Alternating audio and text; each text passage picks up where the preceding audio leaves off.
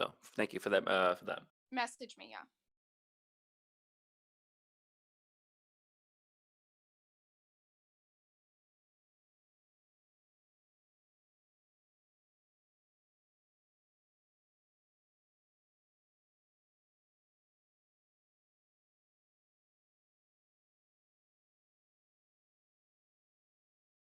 Can somebody say something? I think we're all muted.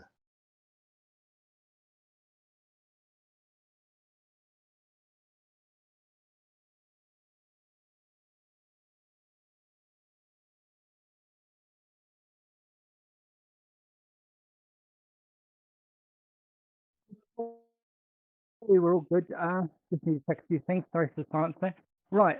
This is the weekly Men Are Human men's rights voice chat, and we've got a couple of interesting topics for you here today.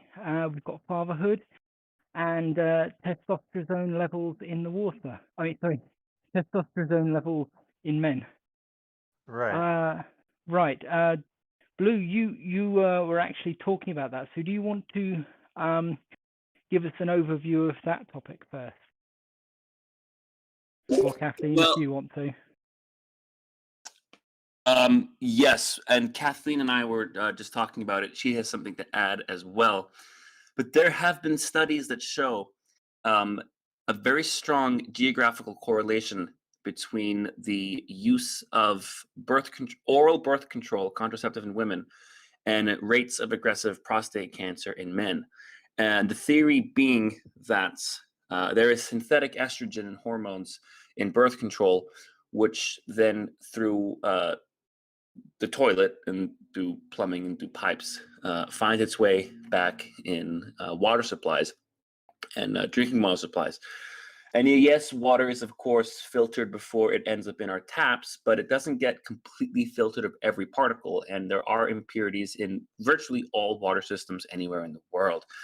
And the idea is that men being exposed to artificial estrogen is increasing the rates of prostate cancer. And it sounds kind of like a crazy theory that can't possibly be true. But I'm going to try and hunt down the map that they produced showing this correlation. It is so unbelievably correlated. It's to the point where even if you take a different region of the same country, say North Italy and South Italy, that have different rates of birth control, you see the rate of prostate cancer increasing so strongly correlated to the use of birth control correlating. And which is why prostate cancer um, is one of the cancers that seems to be increasing in mortality in many countries. And now in the UK, prostate cancer has overtaken breast cancer in annual deaths. And the excuse the government and feminists say is, oh, well, it's because the population is getting older because we're living longer. Therefore, more men survive long enough to die of prostate cancer. But if that argument were true, then you should have seen prostate cancer overtake breast cancer in many other countries too, where men's life expectancy is going up. That should be true in Sweden and Austria and Australia and New Zealand and Norway and Canada, but it's only true in one country. And coincidentally, the UK has one of the highest rates of birth control in the world for women. So I thought that was interesting. So This is probably start drinking spring water. the research I'm aware of on that, because I had a close colleague who was actually doing a bunch of research on this. Their research was on basically how to get the progesterone and estrogen out of the water and the effect on our young population, like precocious puberty in females. I think that the main part of their research wasn't about prostate cancer. I'm sure they were looking at all of the effects of having it in the water. And they were also looking at, plastic water bottles. They have a compound in them that is very similar to estrogen that can be recognized by your body as estrogen, and that can cause problems in males, like reduced fertility, um, that like breast development, things like that as well. So that's what they're. I mean, there's no reason why synthetic hormones, and that's what birth control pills essentially are, they're artificial hormones. There's no reason why artificial hormones wouldn't cause adverse side effects and physical effects. I mean, we know that men injecting testosterone have all kinds of side effects, both psychological and physical. It's an unhealthy thing to do unless you're doing it for medical reason with medical supervision. If you're a bodybuilder or an athlete and you're illegally taking steroids, it's linked to all kinds of health problems because you're artificially introducing hormones in your body that are not supposed to be there. So and I'm making that point because I want to head off feminists who say that we're against birth control, which we're not against birth. I'm not against birth control whatsoever. I have zero moral objection to contraception. All I'm saying, though, is I'm making the point that you have to look at science if you see evidence that taking these pills is causing health problems because medication can have side effects. And it's just dishonest not to ask those questions. Well, it's There's not just, research now that suggests that the female pill alters brain health.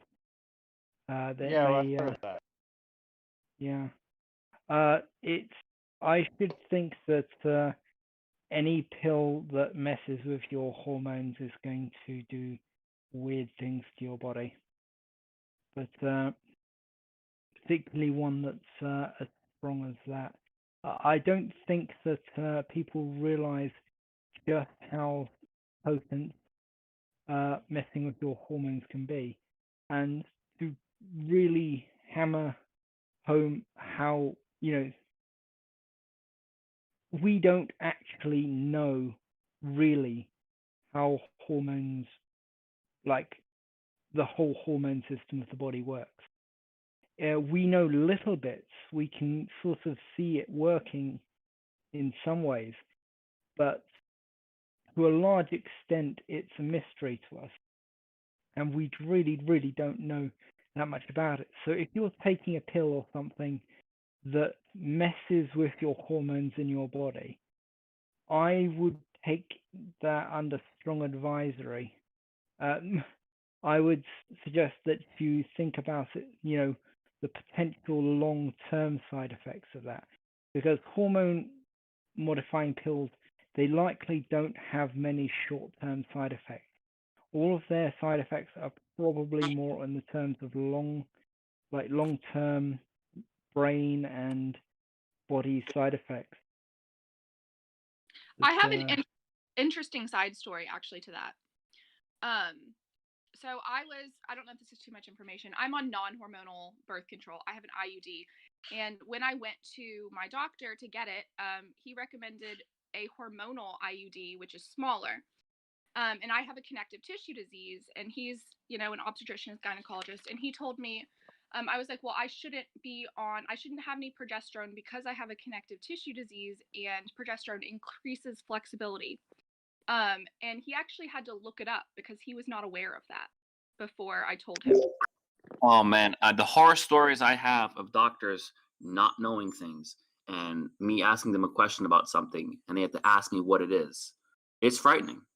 And we made that point in the circumcision video, how there are some American doctors who literally the first time they learn the full anatomy of the male organ is when they have an uncircumcised patient. But your story is both scary and sad, but unfortunately not a big surprise. Yeah, I've had multiple doctors tell me I was perfectly well and then end up in the hospital. So you really have to push them to do the tests and to find out what's going on. And you shouldn't just smile and nod and take their word for it that nothing's wrong. Always push for them to do something, to look into it deeper, because they see you for like 15 minutes and then you're gone, and they don't see you like having your problems and stuff like that most of the time. I mean, often one of the things that really annoys me is that conditions tend to clear up a little bit when you're headed to the doctor.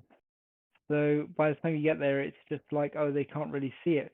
But then you get home and you have another flare up, and it's kind of weird like that. But you know, but you've really got to push them, and you should not take their word for it that something is perfectly okay, because what they mean is, as far as they know, it's perfectly okay.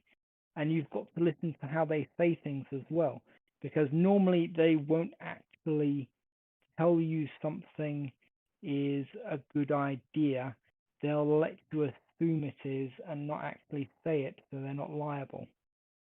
So they'll if you're saying something that and they don't know, then they will often pretty much change the subject or give you a general answer that's not really condoning what what you're saying you want to do, or like they're very very much like lawyers like that, and it's very very frustrating and annoying. Can I bring it back to the topic? Oh, sorry. Yes, please do. Um,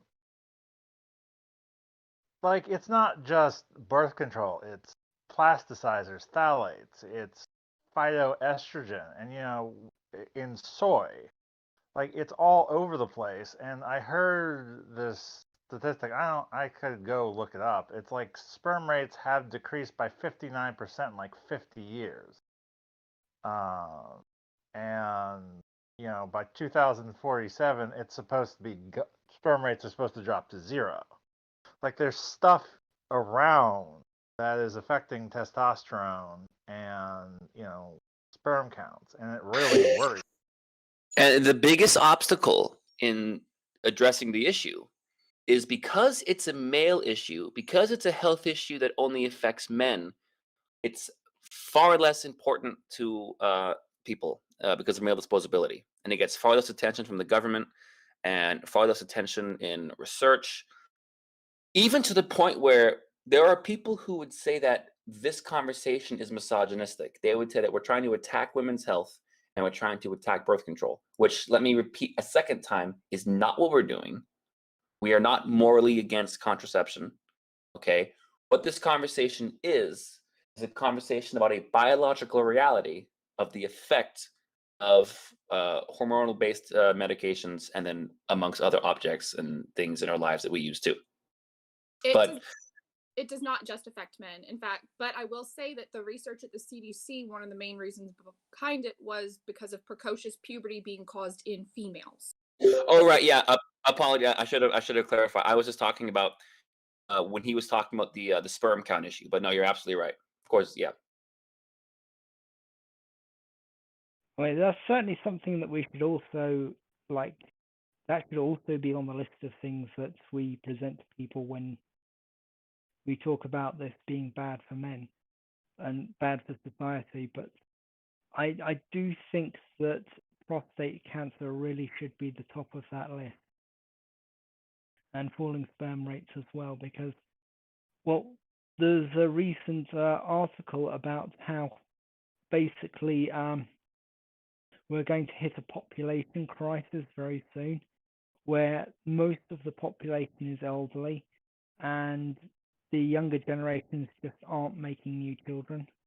Like that, there's no Exactly. babies being born, and there's no there's no nuclear families anymore. It's all just sort of informal partners, and like if they don't like being together, they'll just drop it, and off they go, and the child is left without one parent. And Well, this has become that issue of the falling birth rates and the falling marriage has become a huge crisis in South Korea. And every time I see the headlines on Reddit about, oh, why is this happening? Oh, it's the pressures of work, it's the pressures of school. But I'm reminded of that article BBC did, I think about a year ago, about how they did a poll, and it was something like 70% or I think it was 73%. It was something like that, of young South Korean men identify as anti-feminist. And if you go on any MRA Korean forums, they say that feminism there in women in their 20s has gotten extremely radical. And they say the number one factor of why marriage rates are going down is because men and women aren't getting married because that gender divide is so intense. And it's not something that you see a lot in Western media. And I'm sure there probably is more to it than just that. I mean, I'm sure there is probably more to the story than just that. But I'm gonna try and find an article about how I think it was 73% of South Korean men under 40. So it's been going on for kind of quite a while now. Are anti-feminist, That's really interesting. I and I didn't know I there was bet any you, country like that. yeah, I bet you that has something to do with falling marriage and birth rates. Let me see if I can find that Yeah. article. I think I did a video on it too, about a Um, year and a half ago. I think it was.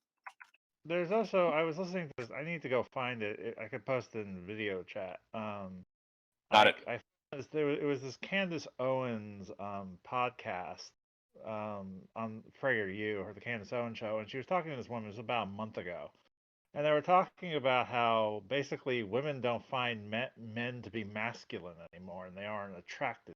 Like they look different, they act different, and it's having a real effect. Granted, these were two women, but I think it's something to note.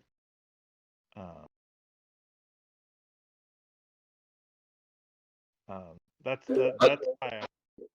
yeah, definitely. Put that in a voice discussion. Okay. I found the article. I posted it.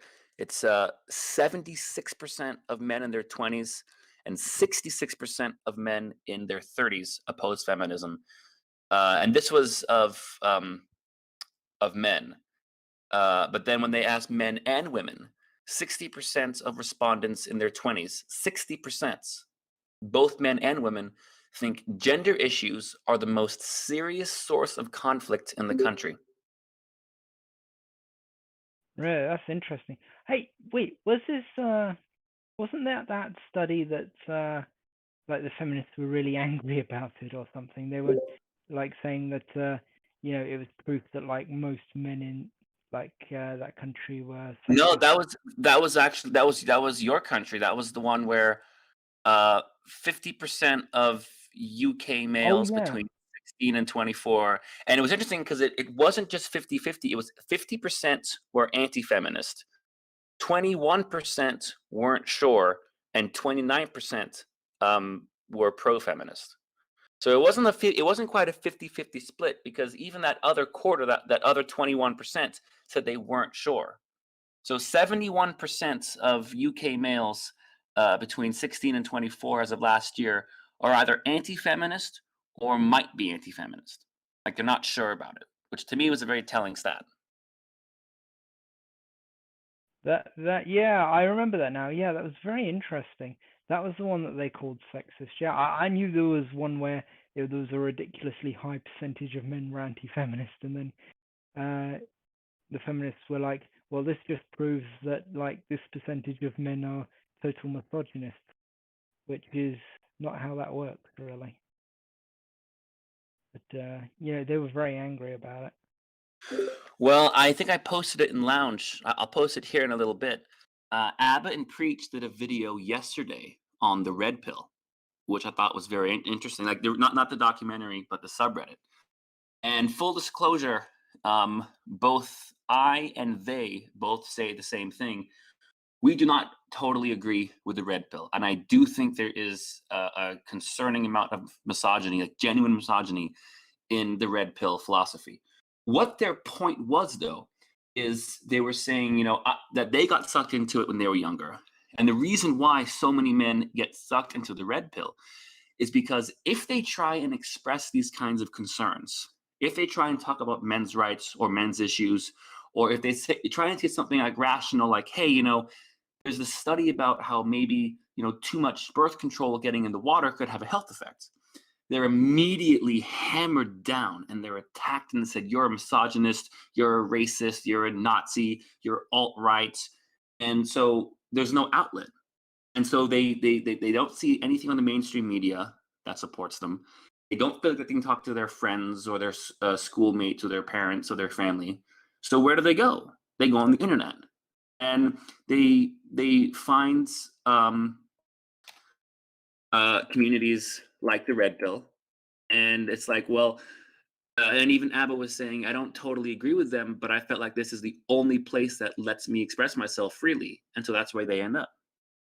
And so that same thing with the feminists, but that studies in the UK about how all those boys were being anti-feminists, and the feminists attacked it, saying, "Oh, this is proof of misogyny," is so much missing the point. If anything, it's proving their points.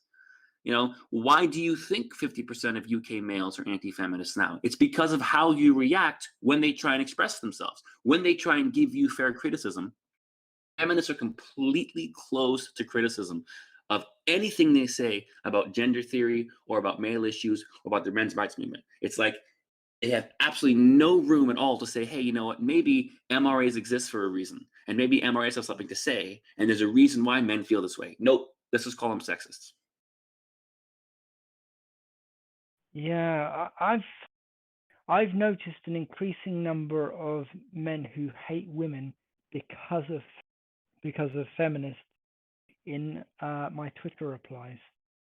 Like, it used to be a very rare thing, and they'd get shouted down a lot.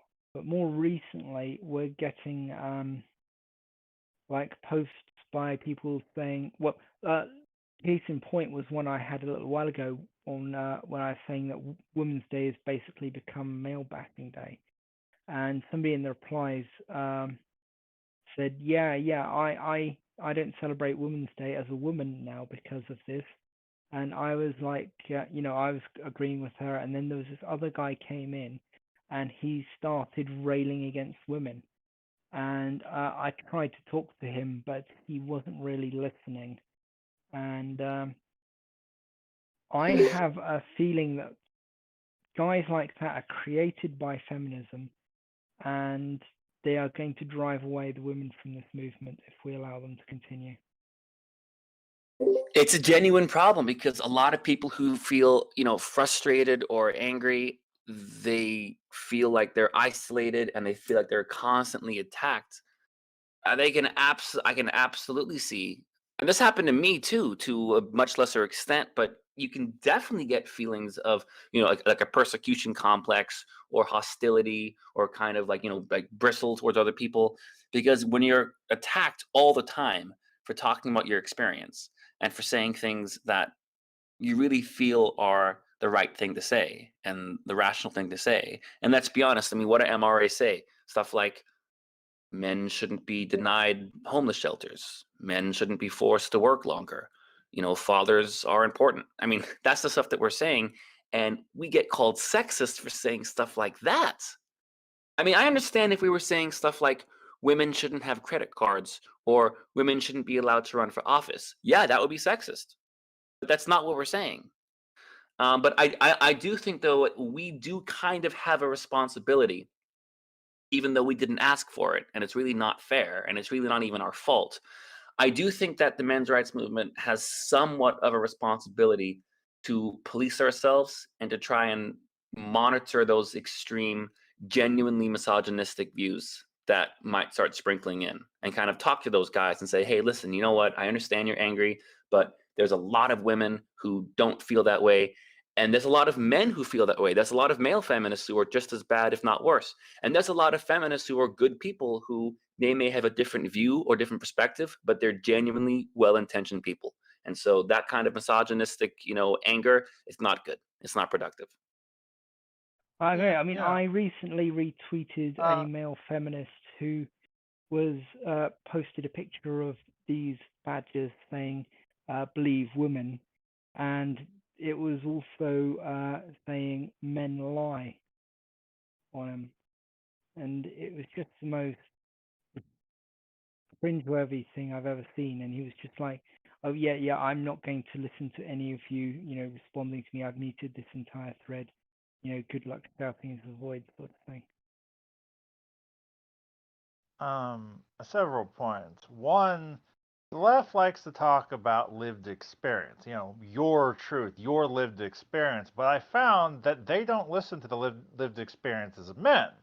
Because if they actually listened to the lived experiences of men and cared about the lived experiences of men, they would find that they would find the MRA issues. They would realize that they exist. But they don't because of intersectionality, we're not oppressed, we don't have problems, we're not marginalized, therefore don't listen to us. I'm pretty sure they realize that those problems exist. That's why their language is constructed to ignore them. No, but I agree exactly what Mort is saying. Whether it's done disingenuously or not, I've always found that to be one of their biggest hypocrisies. Is they say how feminism is about breaking down gender roles and it's about being against toxic masculinity. And so I asked them, okay, what is toxic masculinity? And they say, well, it's like the gender dynamic where men can't express themselves and they're boxed into this masculine role. And I say, okay, but did you consider that me being a men's rights activist is me expressing myself right now? Like that's literally what MRAs are doing, are expressing our issues. And, oh no, you can't do that. It's just pure Exactly. hypocrisy. Exactly. Um, you know, and some feminists will make it will refer to, and I think Men Are Human is partially correct. They do realize it exists, but they blame it on the patriarchy. They blame it on toxic masculinity.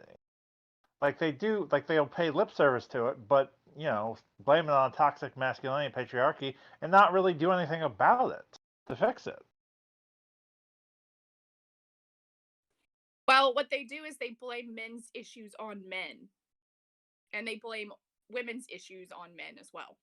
None of it is women's fault. None of it is society at large. It's just men.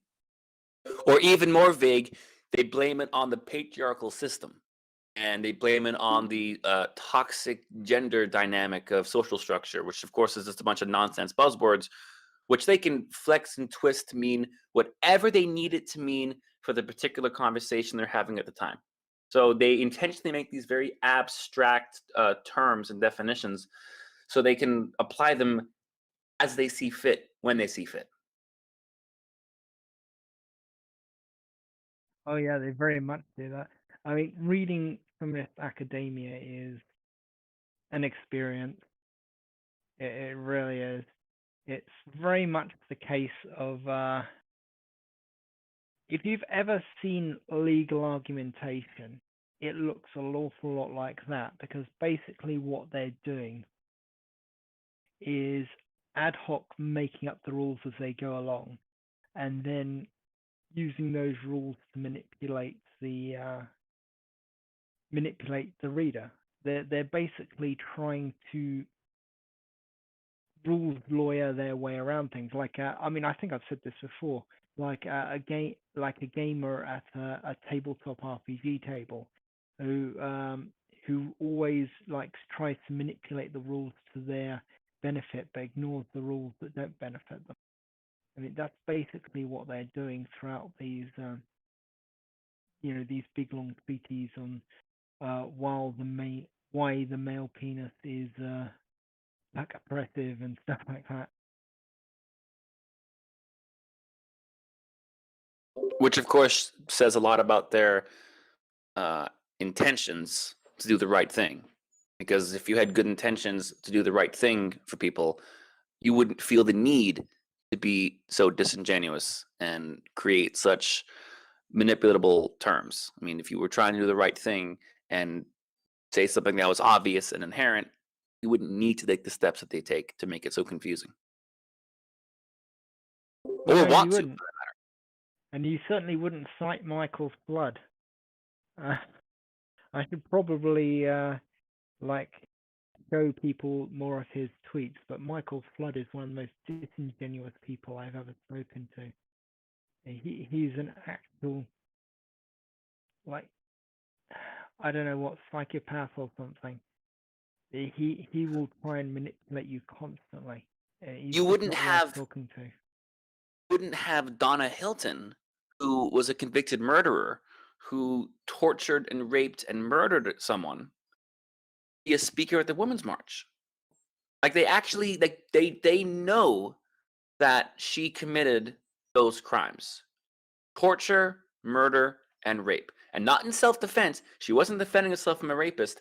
This was a man that was tied up in an apartment and tortured over the period of a week. So not self. It wasn't on a self-defense murder. It was just a straight up. It was a sadistic, malicious murder. And she only spent 26 years in prison instead of life, which would be. And then she had the audacity to complain that she got too serious of a punishment because she's a woman. And she was invited to the Women's March to speak about female justice reform. Are you kidding me? Yeah, that's total psychopathy. That doesn't make it sound like she feels at all remorseful or anything like that. Oh, she calls herself the victim. Seriously. I would love to hear her speak just to analyze it. But I mean, I have spoken to Michael Flood directly. It is, it's very, very interesting to have a conversation with an actual famous feminist theorist. And wow, it's it is I don't recommend you like try to debate him for debating him's sake, because you won't convince him, because he's not doing this honestly. But talking to him is an interesting experience if you can ever get his attention on Twitter or something. He See, the way, just but the what you way he said. talks. Hmm? See, people like that. When you said you shouldn't debate him because it's a waste of time because you won't convince him.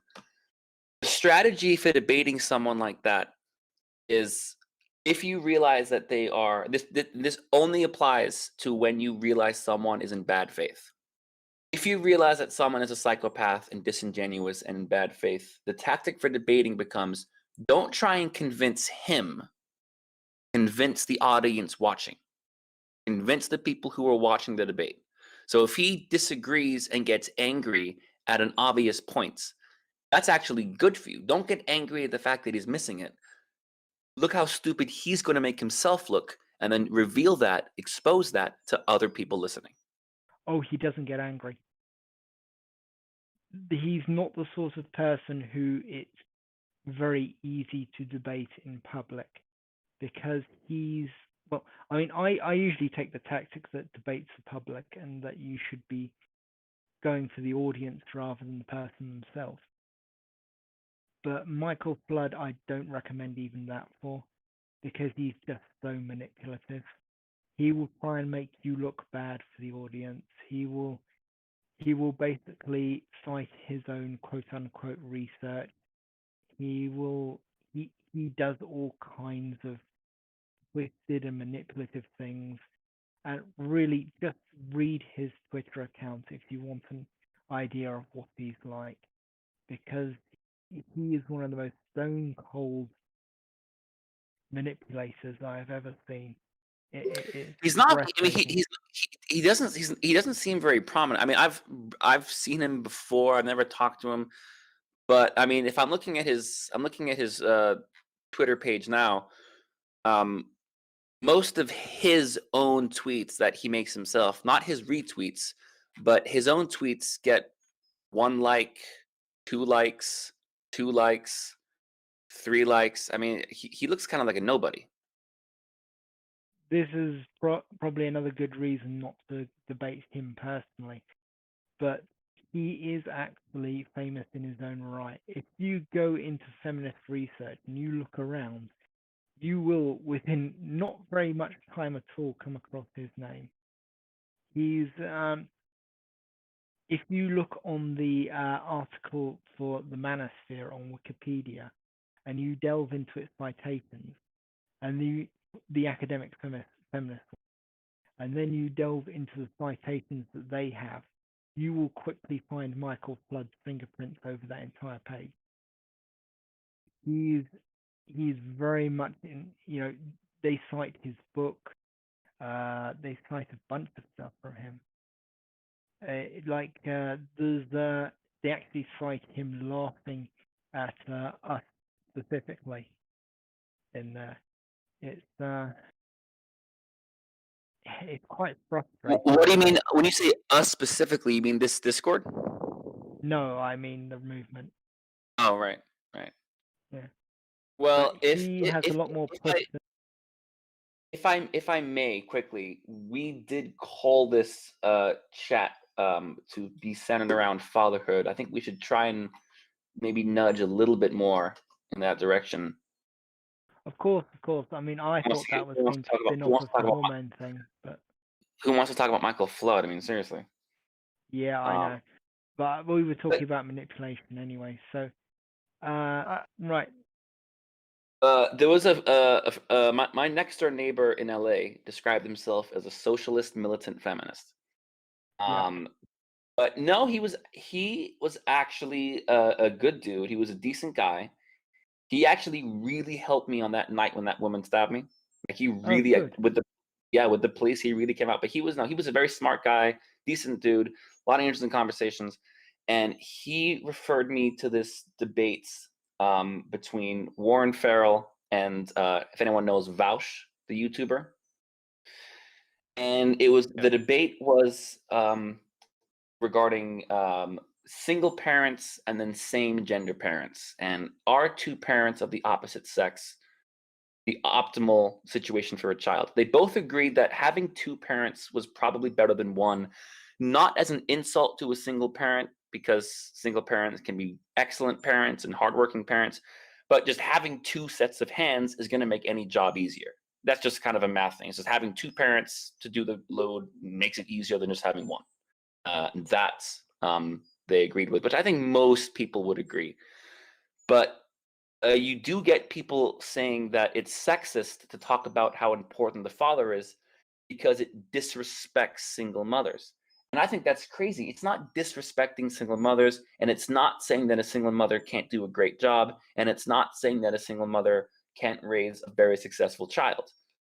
It's saying that having two parents is probably better than one, just because two parents can now divide the workload.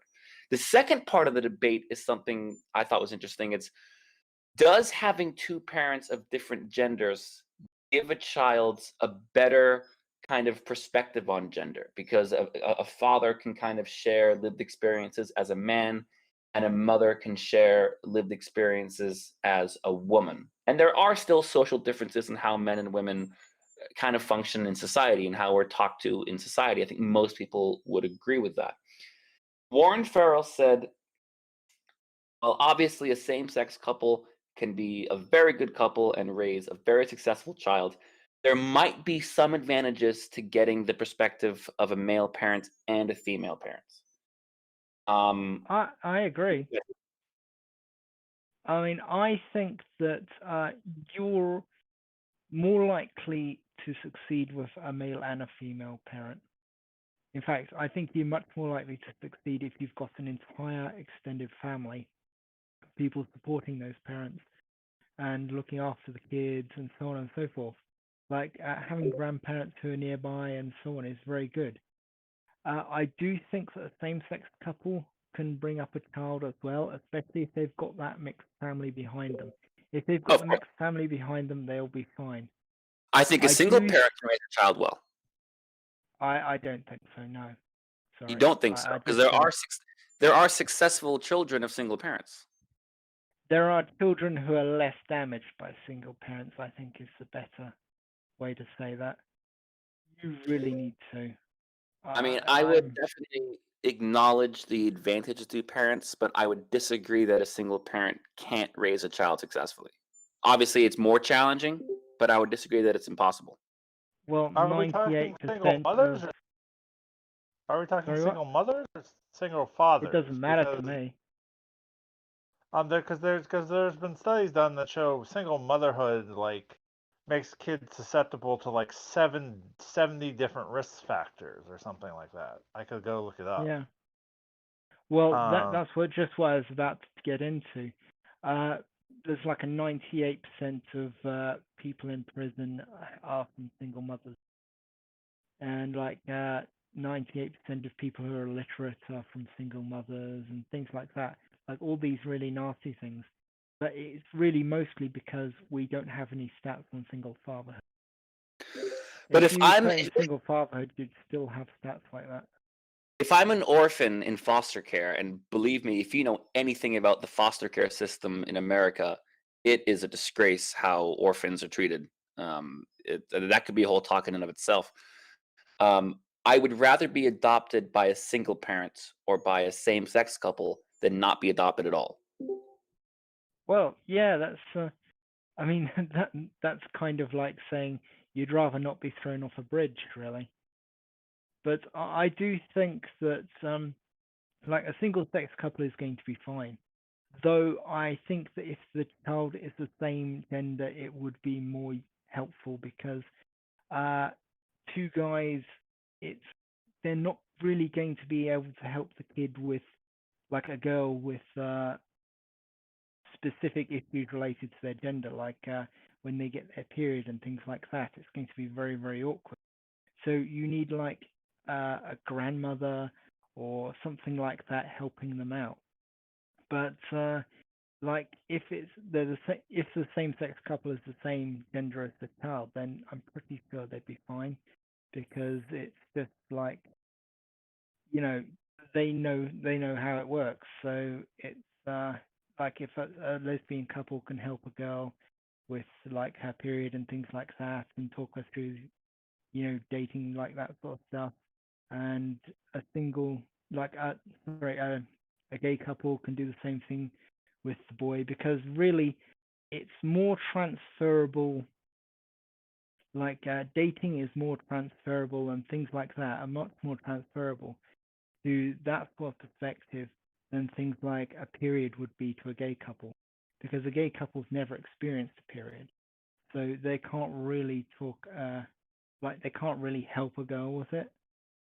To be So fair, it I know a yeah. single father who is in exactly that situation, and he had made plans to involve a family friend when that moment came, and that moment came unexpectedly, as it tends to, and they just dealt with it. It was fine. Okay, good. That's a good plan. I mean, I'm just like that's pretty much what I said anyway. You kind of need like a female on retainer to help with issues like that because otherwise you're going to get very stuck. I mean, uh, like a gay couple can still do a little girl's hair up and probably show her how to paint her nails and things like that. But if it comes to like things that are more personal, then you do need like somebody of the same gender to talk them through it.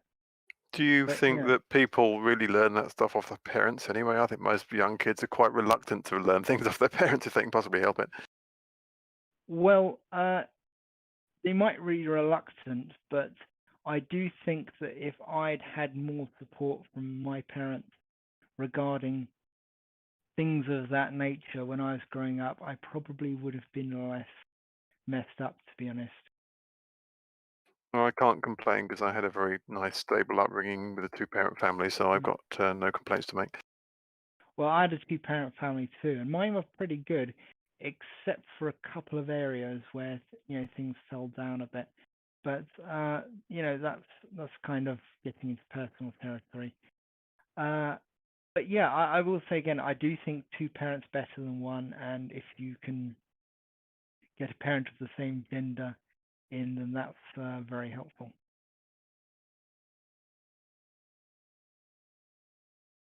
Oh, So, um, what do you think we can do? And this is something I'm starting to see more and more people talk about the role of the father in a child's life. And it's something Abed and Preach talk about this often, and it's always some of the most popular videos when they do. And I go to their comment section and I see women, including single mothers, saying, I agree 100%. Is that they would like to see movements like BML talk more about how the lack of fatherhood in the Black community, how the absence of fathers in so many children's lives has such a negative effect. And of course, this would apply to men of any race. And they were making this point how the reason why BML doesn't talk about it very much is because they've been so co-opted by feminism, it's become kind of this taboo topic. Have you well, seen I by the professor in New York that says having a nuclear family and having white children is one of the biggest supporting roles of white supremacy? because it's not present in as many Black households. That's dumb as hell. That I'll- That is really is. absolutely that's a Racist. that's a fractal shape of bullshit. I'll find it. Well, real quick. the reason why the entire rise of single motherhood and like in the black community is entirely artificial. It's because of the welfare system and things like alimony and child support. Um, the welfare system, like if you look at the percentage of of black babies in the 1960s who were born in wedlock versus the number of babies who are born in wedlock, black babies who are born in wedlock now, the number was a lot. It was like 75 to 80% in 1960 of babies that were born in wedlock, and now it's the exact opposite now. Despite the fact that egalitarianism in society has objectively improved since then. Right. That's going to be complex. Whatever the answer to that is, it's not going to be straightforward. I think we lost men are human. Oh, there he is.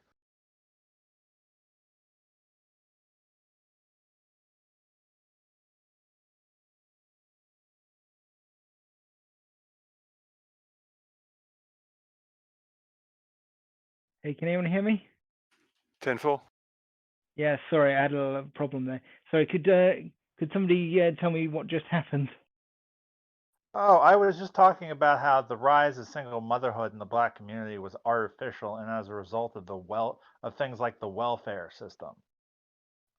If you look at the number of babies, black babies that were born in wedlock in the early 1960s versus the number of babies who are born in wedlock now, the number was almost 75 to 80% in 1960, and it's now the exact opposite. Yeah. I think that in order to save this whole thing, we really have to fix the family somehow. We have to sort out all of the problems which cause single motherhood.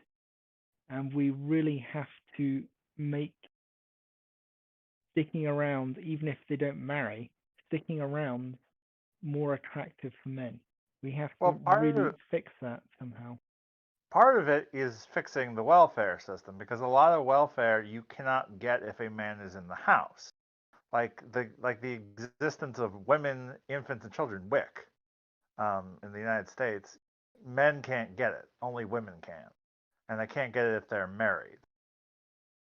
So that, there's a lot of it's a very complex issue, and it would involve basically undoing a lot of the things we've done in society that make single motherhood, I guess to say viable. I don't know if that's the right word.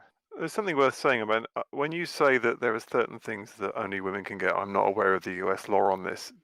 A lot of people in the UK will say things like that, although it's not actually strictly legally true. And a lot of the complaints you get about people saying, oh, single mothers get given apartments and all that kind of stuff isn't as true as some of the right wing likes to say it is.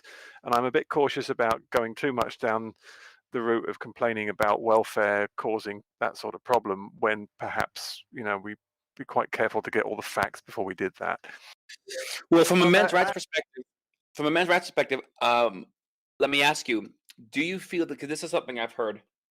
It's not just a complaint about do single mothers get these resources. It's the fact that for single fathers, they don't get the same resources as single mothers do. Would you say that you see any merit to that argument? Yeah, I do. I do. I think, like I said, I don't have all the statistics. I would need to do research, but I'm just really parroting what a lot of black people in the black community have been saying, over and over again for years. We did find a set of laws from, I think, Asia. I'm not exactly sure it was, that we posted on Twitter and in the academic channel a while ago. And basically what they were a set of benefits that only women could get. And they seem to be geared towards families, but at the same time, it does play into that idea that you've been talking about. And I do think that they probably are geared a lot towards single mothers and things like that.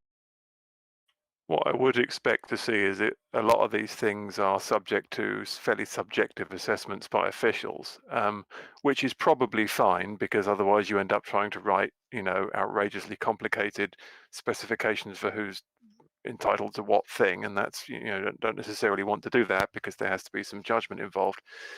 Obviously, that is a massive opportunity for various prejudices of all kinds to get into the system. And you have to look quite deeply into what the mechanism is by which someone applies for and is awarded some benefit, and it becomes really complicated.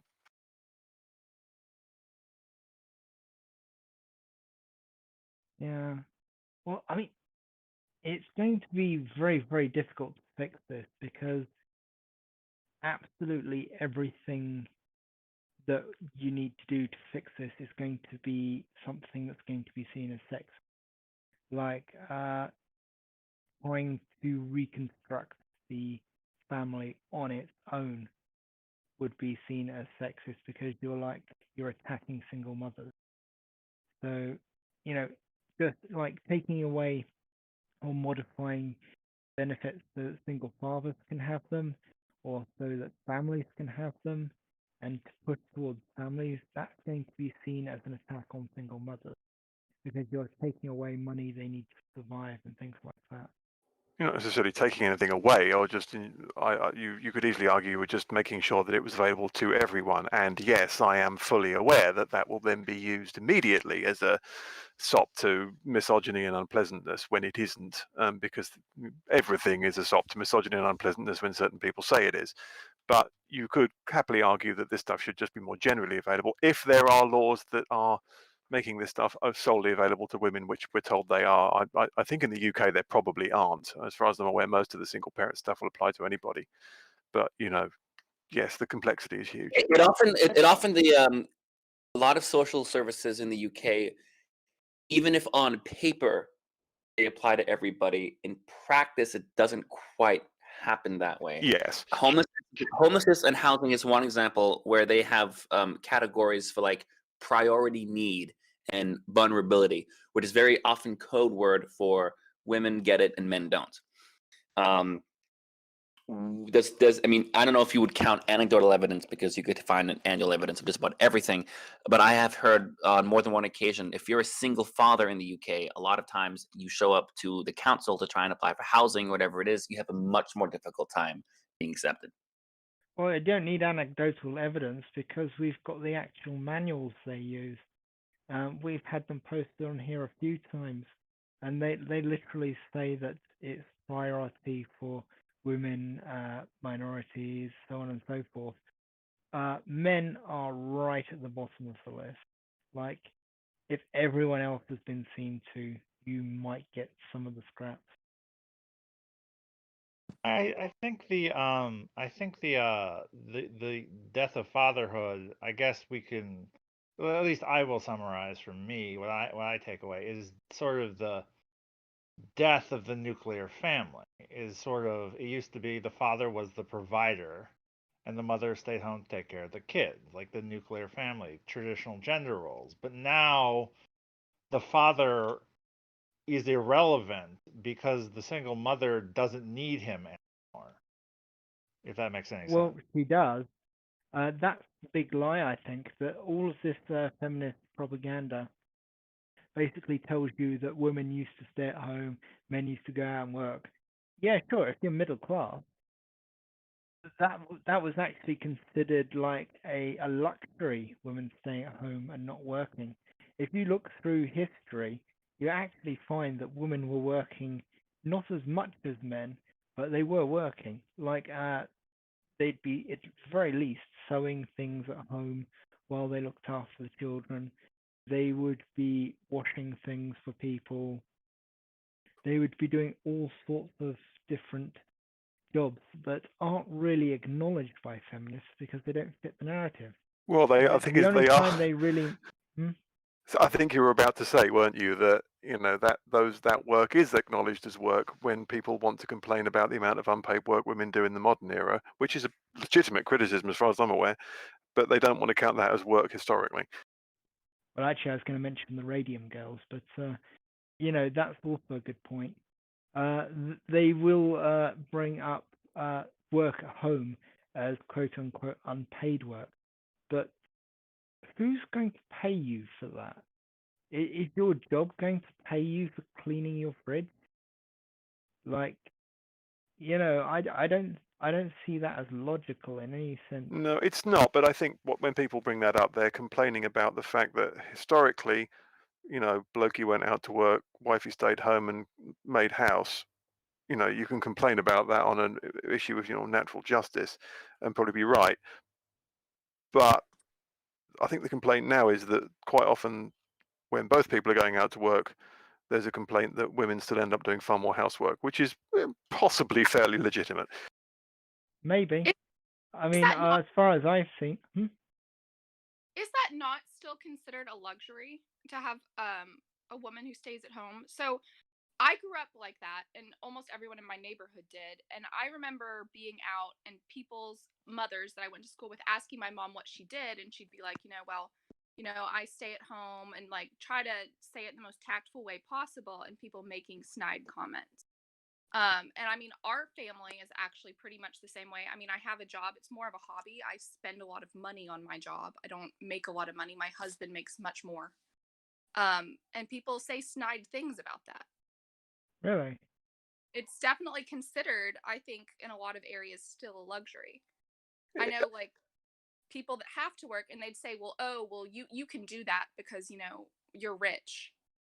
And, it's not really that way, but I mean, people definitely still have strong opinions about it.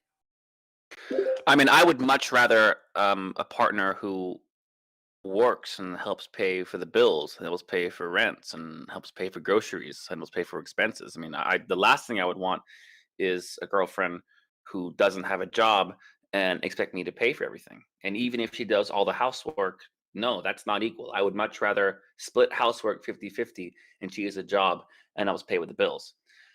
But something that how do you pronounce your name? F Foy? Ufoy? How do you pronounce your name? My name's Phil. Phil. Okay, but how would you pronounce your username? I'll just call you Phil. Was saying with a complaint about how women do more domestic labor at home. Anytime I see this conversation, the physical labor at home that men do, that's usually expected to fall upon men, always seems to be ignored. Like when men are expected to do more physical tasks around the house, like climb onto the roof or to uh, lift something heavy into the house. And I know there are women who do it too. I'm just saying that this is typically more expected upon men. Those kinds of things are always left out of the equation. Kind of like, and when men go to work, the extra risk in a lot of male professions, like dying in the workplace, is something that we often leave out of the conversation. So it's just like there's always parts of that conversation that don't get said enough. I agree. I think there is something to be said for the fact that these things are choices that should be made between the people in a relationship.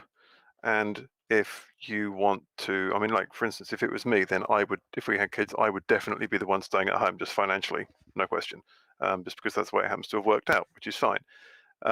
If that's not the situation, then that's up to the people in the relationship. Now, it's a very glib thing to say because, of course, what will happen is that some guy will marry some girl, and the guy will go, "Yeah, I'll help you around the house," and of course, then he doesn't, and she might have a legitimate concern. But it's really up to the people in the relationship. You get to run your life any way you like, and it's up to you. Personally, I think a problem with this stuff that Blue sort of came close to mentioning but didn't is that these studies into how much work people do at home are entirely self-reported. So these aren't really studies; these are more surveys. The people in them aren't going around and like checking into how much housework you actually do. They're asking you to estimate how much housework you do. And as Blue said, it is geared towards things like cleaning rather than repairing. Uh, but I do think we have to very much realize that this is self-reported. And honestly, housework of the cleaning variety is way, way, way easier than any full-time job that a man might do.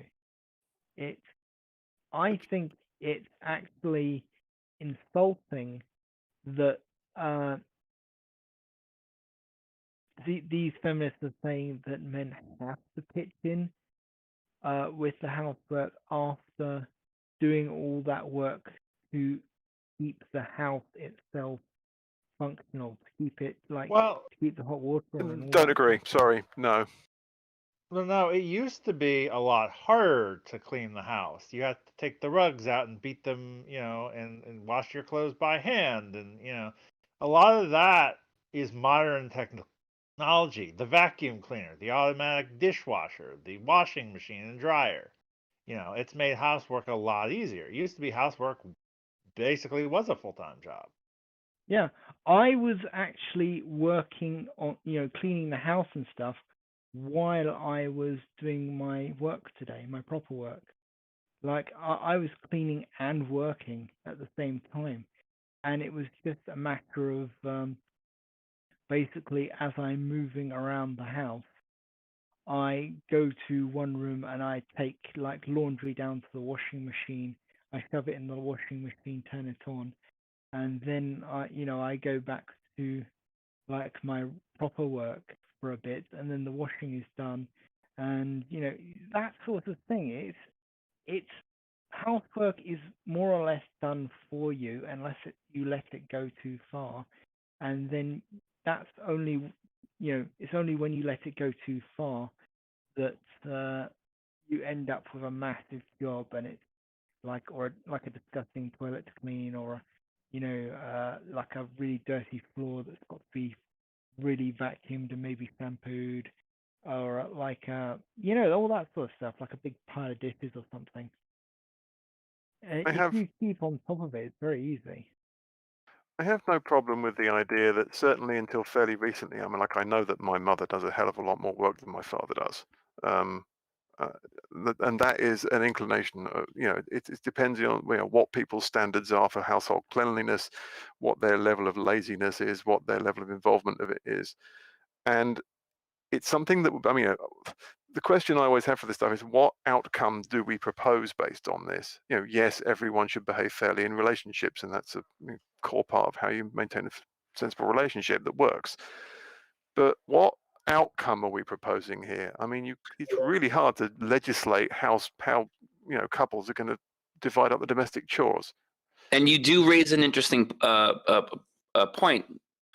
What if the standards are different? I mean, there's obviously a basic standard of cleanliness. I think most people can agree upon. But what if one person has a rather strict standard and the other person has a not so strict standard? I mean, how do you work around that? Yeah, that's something that would, not to make it too personal, but yeah, that is a situation that would exist with my folks because my dad doesn't care and my mum does. So then that's what's going on. You can see it a mile off. So the question is, who's in charge? Hopefully, neither of them. Well, I do think it comes down to a personal agreement. You have to work out who's doing what and so on and so forth. I mean, you say your dad doesn't do anything, but does your dad do the repairs around the house and stuff Well, like he's that? 80 years old, so I mean, there's, that's obviously slowing down a bit. But traditionally, yes, although I would have no problem with the idea that he spent far less time on that than she did on making his bed every day and making all the meals, which I Mm. appreciate is a very traditionalist approach and has become, I would have said, I'm assuming, I wouldn't try to make policy based on what I'm about to say. I would assume that it has become less common for that to be the case as time has gone. Oh, I would definitely agree with that. Was she Certainly a from observing. housewife, or did she have a job? Oh, yeah, they're both retired now, but yeah, they both work Okay, full time. I see. Okay. I think it's precisely true, though, that it's very much an agreement between a couple. Everybody's situation is different, and it's what works for you. Yeah. Like, you cannot apply it universally at all. Have you trained your parents to help you yet? Like, get one edge of the t-shirt each and shove it in the washing machine or something. Are you talking to me? Yeah, like train your parrots to do your laundry for you or something. Me? Then you can be a genuine Disney princess. Sorry, I'm joking, but Oh no, I don't clean the house. We have people that clean the house. I play with birds. That's basically what I do. And I okay. spend a fair amount of money on my birds. It is my job. I do make money, but we also have enough money, luckily, and my husband loves his work, that we can afford to do that. But I do realize that that's not how most people are. But I don't think it would be fair for me to work, even with my degree, I'd be making maybe a tenth of what my husband makes. And I don't know if my time is worth 1/10 of his if we were both working and we have plenty of money to cover the bills. You're a falconer, right? I'm a falconer, yes. I remember you saying that. That's just a really quick tangent, if people don't mind. I think that's really cool. Can you remind me what exactly you do with falcons? So I do Yeah, I falcon- think you said it was like for movies and TV and whatnot, right? Oh, no. So I do abatement falconry. So I take birds out to farms and airports and I chase away pests. But to build my falconry setup, so Benjamin, he paid for it. And that was at least $100,000 for my facilities that he completely paid for. But we make much more money than most people. So I would say I have not made that back yet at all through my job. If it's any comfort, I had a very similar experience in moving from being more in sort of film and TV production work to being more a sort of journalistic role around that. And I sat once on a film set of a movie you would have all heard of, with a bunch of people who were also writers about the film industry. And we all discussed the reality that none of us would be able to do certainly more than a little bit of that work without having partners who were being very generous to us. Oh yeah, it can be it can go either way really, but yeah, I do think that when they're talking about that traditional work and men going out and working and you've got a housewife at home dynamic, they really do leave out like how hard the man's job is and how easy housework is. Even like 1950s housework, for somebody who can afford to have a stay-at-home housewife, it's going to be an awful lot easier than the man's job because they did have like beginnings of like household appliances and things like that. And if if you can afford to have somebody staying at home, you can afford to have those things as well. So they would have had a vacuum cleaner. They they might have had other stuff as well. So it's I still don't think that it matches up to say a guy who's going out and busting his ass to pay for the house itself. Like, but I'm honestly not saying that that's a bad thing. I'm saying that these feminists are basically uh, they're arguing for nothing very much really. Like household chores are something that should be decided between the couple.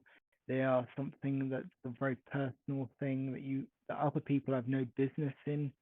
And their attempts to legislate it are basically like some weird kids show or something where you get taken out and shot for not doing the dishes or something. You know what I'm saying? It's kind of an attempt to punish people for not living their personal lives the way feminists want them to, which is basically amounts to a thought crime. I think you're right. I wouldn't try and put value judgments on, someone's doing X work, someone's doing Y work. It depends on what sort of house you've got, what sort of standards you have. I wouldn't try and put a value judgment on what's housework versus some full-time job. I think because that's an absolute minefield. But yes, it's down to the people in the relationship. And this generalizes out to a lot more things than just housework. I mean, particularly child rearing, which is not only annoying work, but is also massively important. And people, it's almost impossible to imagine how you could make this anything other than people's individual responsibility. You're going to have a kid, you are taking on a gigantic responsibility, and you better be equal to that. And I don't see how you can possibly legislate that. And I Yeah, I mean, I will. was actually thinking about, sorry, I was just thinking about Blue's like ideal relationship, both of them working, and I was wondering how a kid would fit into that.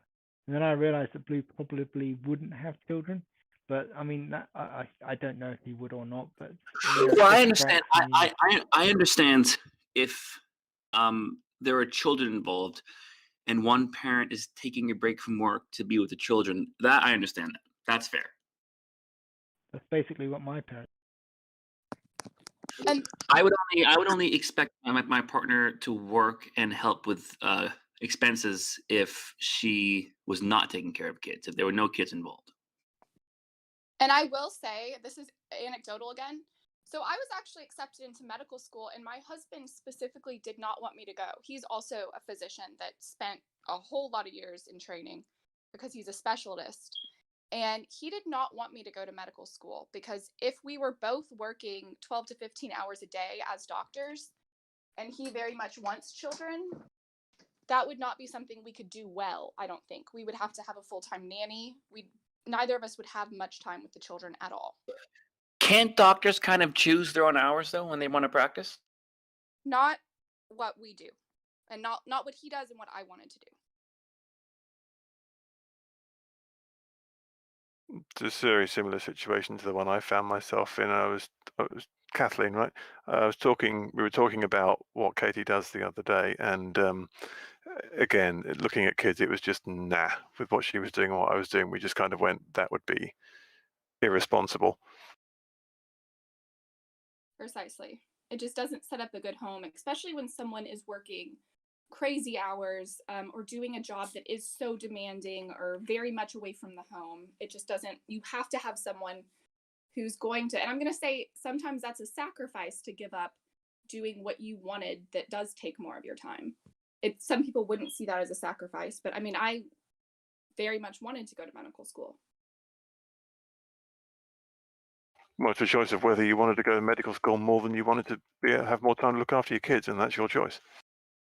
I think in the end it came down, did I want to go to medical school or did I want to marry Benjamin? Honestly. Which is your choice. It's between you and him, really.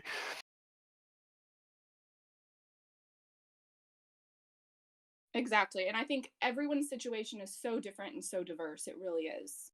You can't just make a general rule because it just won't apply to people. People are real and people are complex. I think the problem we're facing here is that too many people are horrendously irresponsible in all aspects of their lives, and I think that's that the big problem we're trying to fix here is people just not being very smart about those sort of life choices.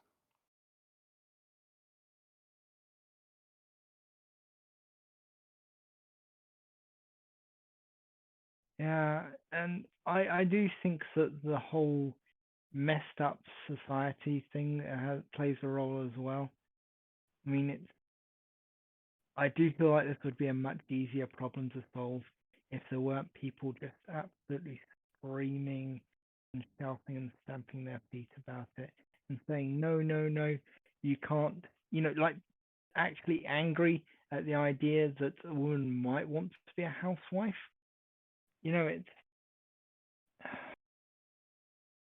It's it's really, really like they say, they're out to help women choose and things like that, but then they won't let them choose that. Like, it has to be that particular option. It has to be the option that they want you to choose that you choose, which is pretty tyrannical in my, from what I think. I'm not sure I've seen masses of that. I'm sure I've seen people sneer at, particularly stay-at-home women get a certain amount of stress, as we've heard. But stay-at-home guys get an entirely different kind of stress, which is equally unpleasant. But yeah, I mean, people offload all this bollocks onto people. It's not very fair. It's not very well known, but there was a scene cut from The Incredibles where basically somebody mocked the what's her name, the stretchy lady, for being a mother, a stay-at-home mother, and she absolutely goes off at them. And I can see why they cut it, because uh, it wasn't the best scene. It wasn't, the best written scene. But I do think it's something like it should have been in the show, in the film, because, like, at the time I was like, it's just a random moment. But nowadays I think it was actually quite an important thing they should have left in there. Just so as you know, people involved in writing for the movies do think about that stuff. And I've written scenes where you've got dad going off to work, and I instinctively looked at the scene and I went, how do I want to show mum in this scene? Because set present day, and the likelihood is that mum is also going to be going off to work, potentially as the school bus comes to pick up the kids. And I almost slipped. I almost wrote her standing in the doorway. I didn't quite put her in a sweater set and a poodle skirt, but I could have done. And I had to double check it and go, right, what am I going to show mum doing here? That sort of stuff does get thought about, because you don't want to give the wrong impression. Yeah, well, I mean, I feel like the chances of the audience being mad at that are a lot lower than the chances of your bosses being mad at that. Because there seems to be a very woke streak in Hollywood, especially now. I mean, I think that part of the reason that scene was cut was possibly because Pixar and, like, all these companies that were at the time steadily heading towards this era of super woke films, where like they'll just outright make statements of ideology in the middle of these films, instead of trying to tell a story and trying to show what they mean. They just, like, sort of outright make these these ideological, not speeches, but I could you know what I mean. I could go off on. I don't mean to monopolize the conversation, but I could go off on one about how that happens. And how that happens is that I don't think most of the people involved actually believe this stuff. But when you're at the point of writing these things, you are in a position where you want to get the thing funded. And one of the reasons that modern movies are flat and boring is that they have to be minimally offensive to everybody. And if putting that line in means that one particularly dedicated, extremely politicized individual within the decision chain waves your project through, you're going to do that, because that gets your movie made. And it could be the case that 95% of the people involved in that decision chain just sigh and facepalm and go, fine, whatever, because the politics of this stuff is staggering. It's the movie industry. No one's got a bloody job. Everyone's project to project. So it's easy to just go, screw it, I'll just stick it in there because it's safer. Yeah, that's very interesting. The tyranny of the minority. Oh, I lived in Hollywood. I worked in the film industry for 4 years, including on the writing side, and that is literally exactly how it goes. But the caveat to that is, when you say if it affects any group, that's not quite true, because if something would be offensive to men, then they wouldn't care less. I mean, in fact, you'll notice now a lot of times in trailers, something that I've seen them do in trailers is show a woman punching a man in the face. A woman hitting a man. You see that a lot in trailers now. as if that's like this appealing thing to the audience. There has been some controversy here over the fact that they were constantly broadcasting commercials which were showing men being comically inept at traditional household tasks. And there was a bit of fuss about that, and they did say they were going to stop doing it. So that at least does show there is some pushback happening. Well, I remember the one that showed, and this was in England, and this was a while ago. This was about, I want to say, 8 or 9 years ago, I think, maybe less, but something like that. And it showed men sitting in the waiting room at the emergency room with various injuries. Like one man had a high heel shoe stabbed in his head. One man had like a black eye and a bloody nose. And then the caption was, it was for Christmas, and it said, "How wrong will we get it this year?" And it was like a commercial for like Harrods or something to like make sure you get the right gift for your wife, or else this will happen. Like it was supposed to be funny. Yeah, it's very interesting. Domestic violence against men is just funny. But if that was, you flip the genders, and obviously the message is very, very different, as far as other people think. But it's actually just the same message, really. What was the blowback on that like? Considering it was 9 years ago, probably nothing. Pity. Well, yeah. Does anyone else remember any adverts like that? Because I remember that the Australian domestic violence adverts had a fair amount of blowback in our community, but I don't know what it was like on the street.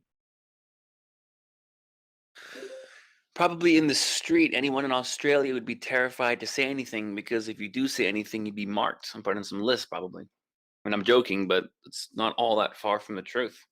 The Australian media seems to be completely controlled by particular narratives, and anything that goes against that narrative is completely attacked and shut down. Yeah, like that guy. No, what's his name? That Winterhook beer advertisement, which was banned for some stupid. It was like bullying or something, but it wasn't. I don't know. Well, basically, most Australian universities and city governments tried to completely ban Cassie J from showing the red pill. And I remember there was, I gotta find this. This was excellent. This was almost 3 years ago, but it was this Australian guy. I gotta find it. This is before I had my channel, so I wish I could remember who it was, but he was a feminist YouTuber, and he read about how the red pill was sexist, and then this is of course a documentary, not the subreddit I'm talking about. And he watched it, and then he did this reaction video saying, "Oh my god, I can't believe this stuff is true. This totally changed my outlook. This wasn't sexist at all. I was totally lied to about this." So it was like, yeah, I bet you there's a lot of people like that, and that's exactly why they want to ban it. We should probably try and set up some feminist reaction videos to the red pill. That would be quite interesting. It would be very hard to do because we have trouble getting them to debate anything or do anything like that. But if we could set it up, it would, that would be a pretty amazing thing. But of course, you'd have to be careful about the Michael Flood-like people who would give a disingenuous reaction and try and make it look bad. Oh, Oh, that's yeah. right. I posted an article about the Windhoek Gerard Butler ad. It was banned for promoting toxic masculinity. So essentially, it was banned for promoting traditional masculinity. Uh-huh. I'm not Because familiar with the advert, but I'm assuming it's basically just a guy drinking beer while looking out over sunsets and things Well, like that. no, what the ad was is this guy was like, "Do you want lime?" He wants a lime with his Windhoek. And Gerard Butler turns around and is like, "No, that's a Windhoek. You don't use lime with a Windhoek." He's like, "Guy drinks beer," and it's like, "It's good," and everyone cheers, and that was it. that was it. That was Yeah. it? Really? Yeah, it was ridiculous. Huh. Yeah, I posted it in voice discussion. All right, well, I'll have a look then. It's I can't see anything sexist or anything with that, but It wasn't. Was he wearing a cowboy hat, maybe? I'm just fishing for like things a feminist would be offended by, but yeah. Okay, so I, we've I have done. a quote. I have a quote from the complaints. Um, the reality is that it is exactly the unspoken nature of the communication that makes it particularly dangerous. The gender stereotype portrayed is so normal that it does not even require explanation, said the ARB, who took issue with both the entrenchment of the role of men as having to behave in a certain way and the entrenchment of male behavior that is bullying and what has come to be labeled toxic masculinity because he didn't want a lime. Yeah. So basically, what it boils down to is body language and What? not wanting a slice of lime in your drink. Then. I just watched it. I have absolutely no idea what the fuss is about. Yeah, I know. Seriously, like if you go on YouTube, everyone's like, "What? Why was this? There's nothing wrong with it. It's a good. It's And of actually course, good isn't it ad." interesting? Going back to how they are disingenuous with their definitions, notice how, let me copy and paste the quotes so you guys can actually see it. But it's how they keep going, how it's unspoken. And then they say it's so it doesn't even require explanation. It's like they give themselves the approval of their own argument. I'm gonna post a quote. I'm gonna post. You guys can click the article. This is the quote I'm talking about here. Notice those words, unspoken nature. Like they're saying, "Oh yeah, this is something that we all know what's going on here. We don't even have to. We don't have. It doesn't even require explanation." You I know, think I've worked it out. I think I've worked out this entire toxic masculinity thing. They Go are on. trying to isolate and attack not just masculinity, but male culture itself. So men Right. can't have friends. Men can't have, like, they're not allowed to have male social groups.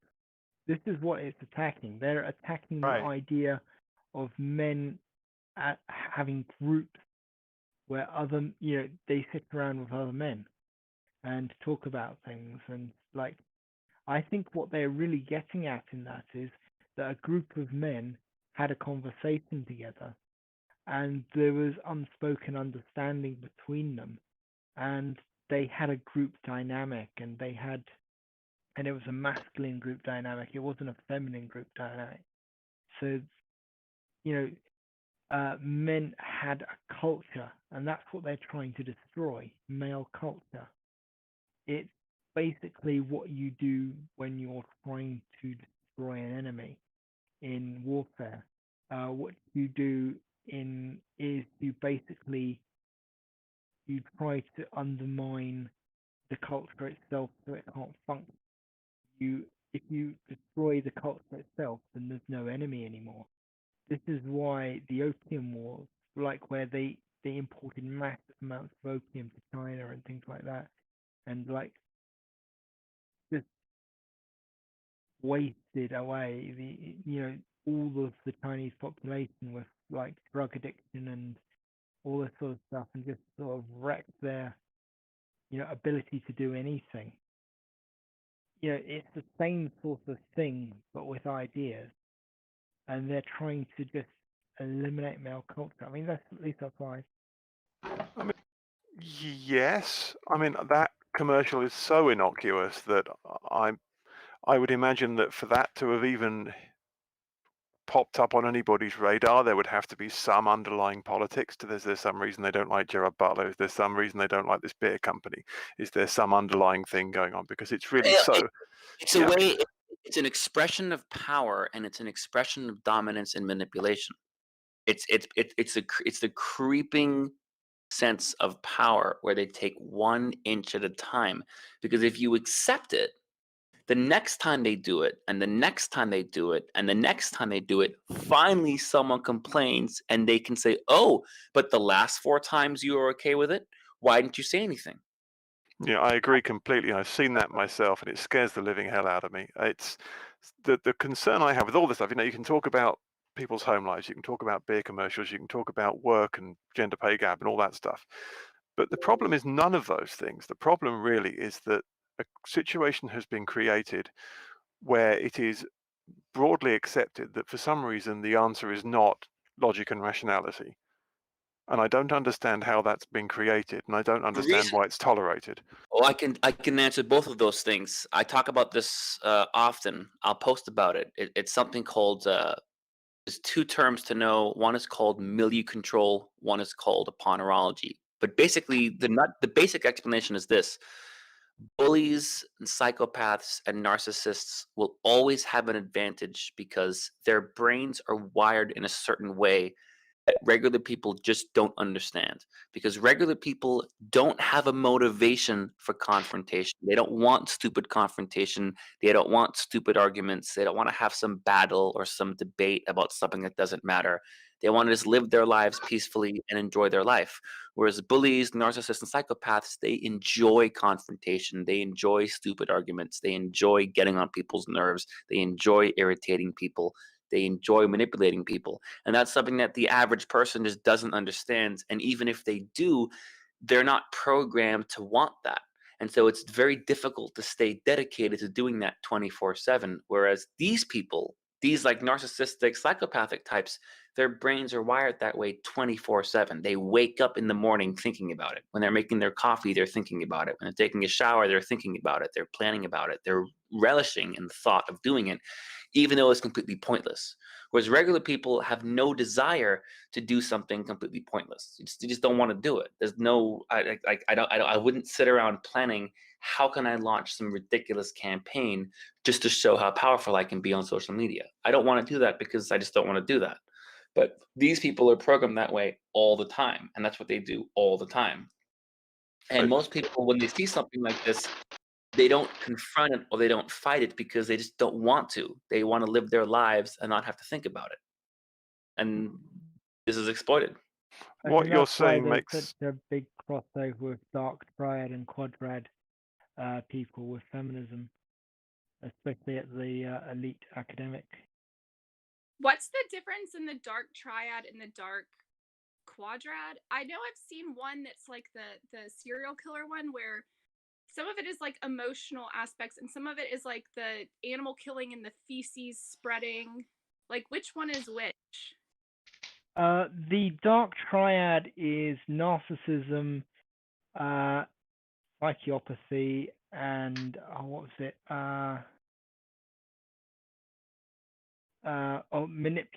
Manipulative personality or something. But the quadrad includes sadism on top of that.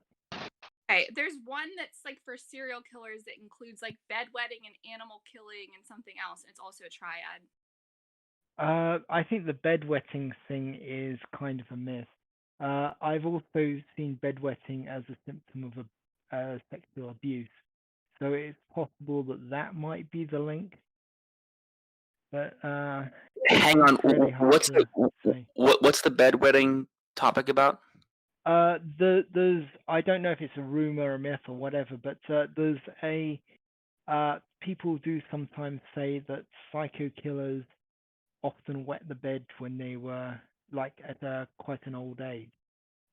Not as adults, but like as teenagers and stuff like that, or older Oh, children. yeah, sounds mythological to me. Okay, so yeah, I agree. I just found it. It's called the McDonald triad, and it's about serial killers. It's cruelty to animals, obsession with fire setting, and persistent bedwetting or feces spreading behavior. I was just getting them confused. I watched a lot of documentaries, so they all bleed together. That sounds like three separate things that have been conflated because not every serial killer is an arsonist. Arsonists tend to be like they do have a particular personality type, but I think this was I just some do sort of think theory. I think it was some sort of theory. It wasn't necessarily. yeah. I mean, I guess it's all just a theory, but I just wasn't sure if it was the same triad I'm thinking of. That sounds do to me tend that sounds like, because I know there's strong correlation between being a serial killer and alcohol abuse during adolescence. So that if that is true, it's probably just that in disguise. I do think, as somebody who studied stereotypes to quite a large degree, I think that this is basically just another attempt to stereotype. And Mordecai, if you could turn your mic off when you're not talking, we're hearing some banging.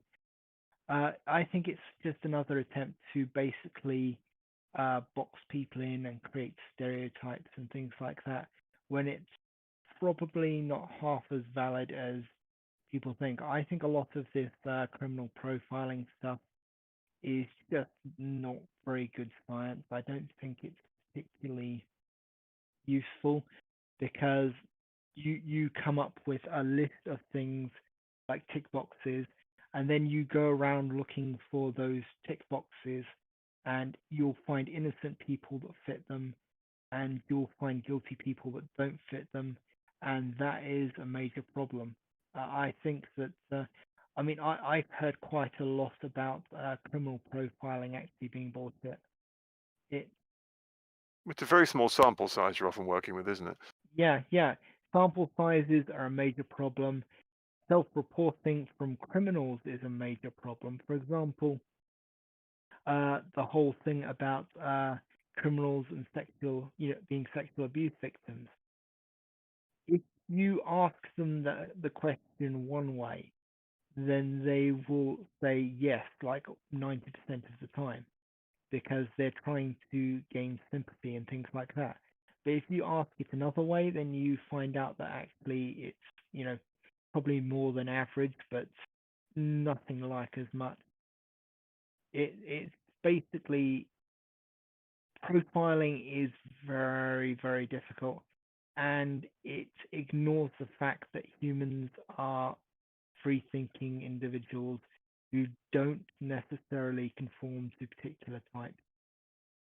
Like you will find that people do to a minor extent, but the more you study groups, the more you realize that groups are large collections of traits that then each individual might take 2 or 3 traits from that larger pool.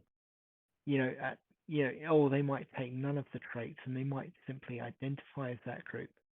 So it's very, very, very difficult to really say, oh, a serial killer is going to have brown hair, and they're going to like boats, and they're going to wet the bed and stuff like that, especially when it comes down to stuff that, like, physical appearances and things.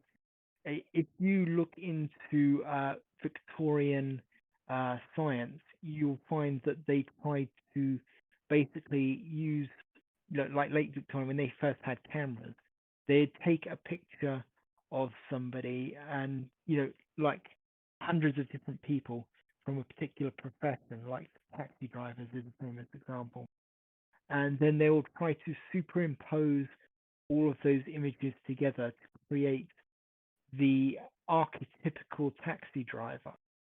They did that with a lot of different things, and they did that with criminals as well, and they would like measure the bumps and the noses and things like that of criminals to try and work out if they could just detect criminals by measuring their heads and things like that. Turns out it's That's drivel. called, yeah, it is drivel. It's called phrenology, and you can still find like phrenology heads in like gift shops and things. It's those heads with all the dotted lines drawn across them, and like all the markers and things like that. It's Phrenology is it's a all lot about older. stereotyping. Phrenology is a whole lot older than that. It goes back to Eastern medicine. It's a very old pseudoscience. Yeah, this is back in the time That when doesn't surprise me. colonial Brits were going out around the world and bringing back booty of all kinds, which included, gold, people, and strange belief systems.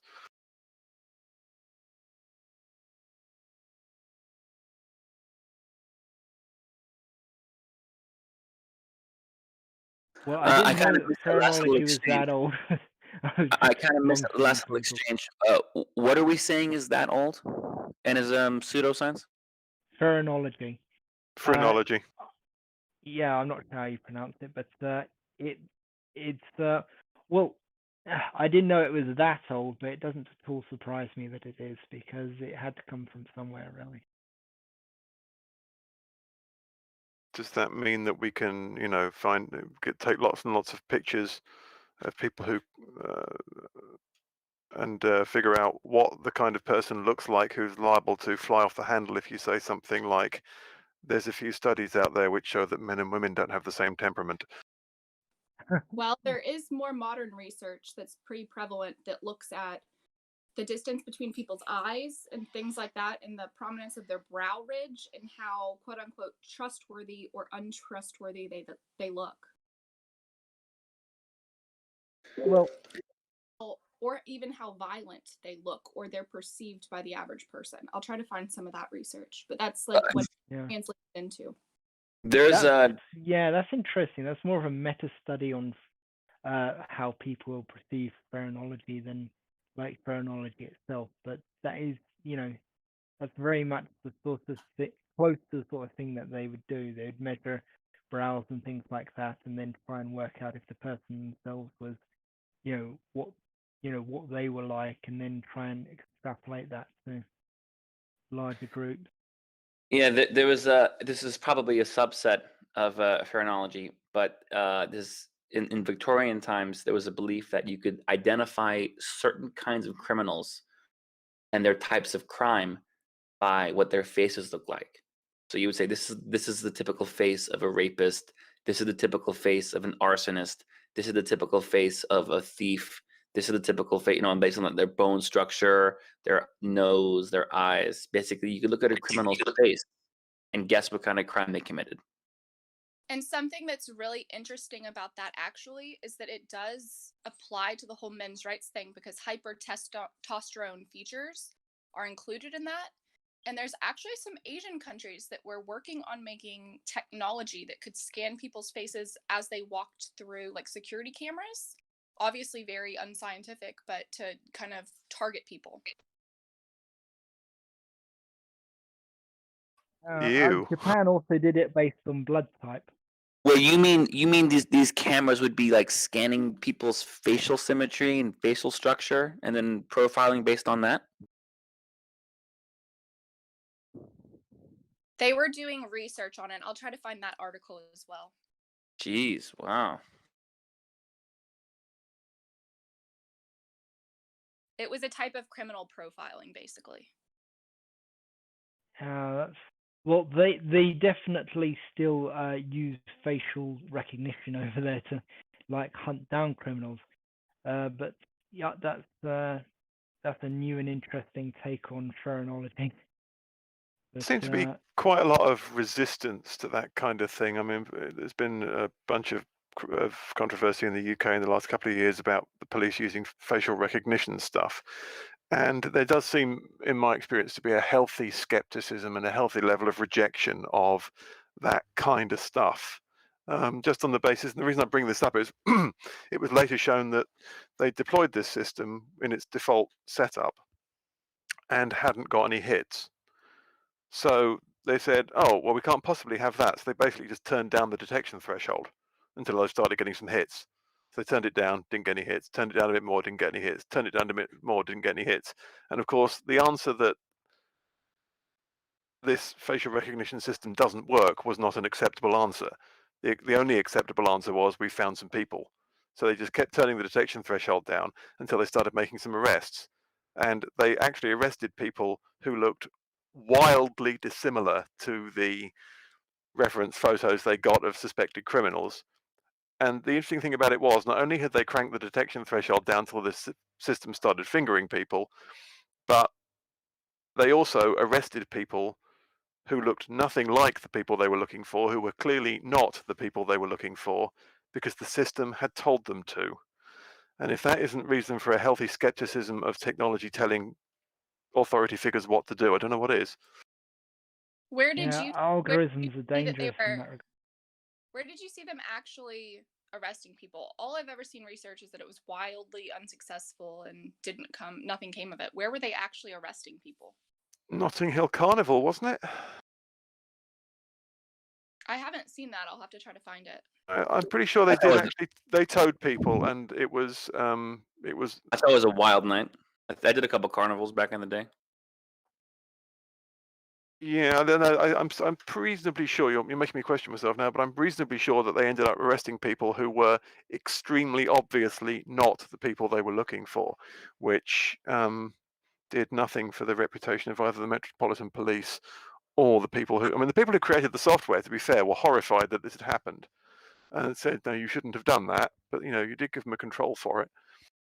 That gets so complicated and disgusting. Basically, what that turns into, and it's existed for a long time, is that ugly people are untrustworthy. They find things like asymmetry in your face, basically that the proportions are off, and that people like that are aberrant, and that creates huge problems. But it's a very old stereotype as well. They don't say ugly people are the criminals, but that's basically what it comes down to. Yeah, you look at movies, and it's written into the movies that the evil people are the ugly ones, the disabled, the mixed race ones, the sexually strange ones, like the gays and so on. And so it ends up that the looking at old movies, the villains are racially diverse, and they have completely modern, from our perspective, hiring policies, whereas the heroes look like they only hire white people, and and only pretty white people at that. So it's like it is very interesting. I think it's You kind know, of interesting that some of the most dangerous people in modern society are the psychopaths we were talking about earlier on. And of course, psychopaths tend to have quite a high level of self-regard. So they tend to look after their appearance. yeah, that is certainly a thing.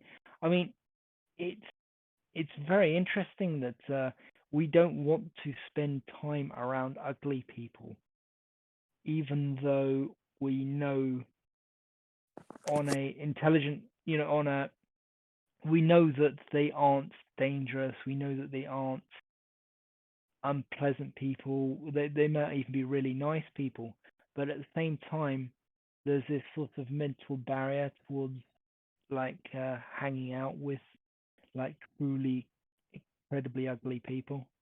Like nobody really wants to do it for some reason. And some of the quote unquote very attractive serial killers have those weird obsessive followings too, like Ted Bundy and all of them that people consider attractive. Oh yeah. Yeah, and like they'll get people trying to marry them. Like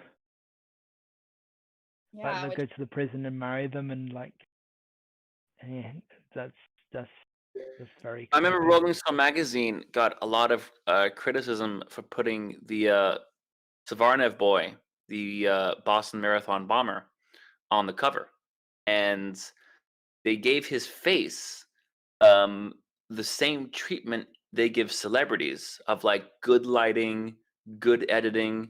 Like they tried to make him look good, and there was a whole controversy about that.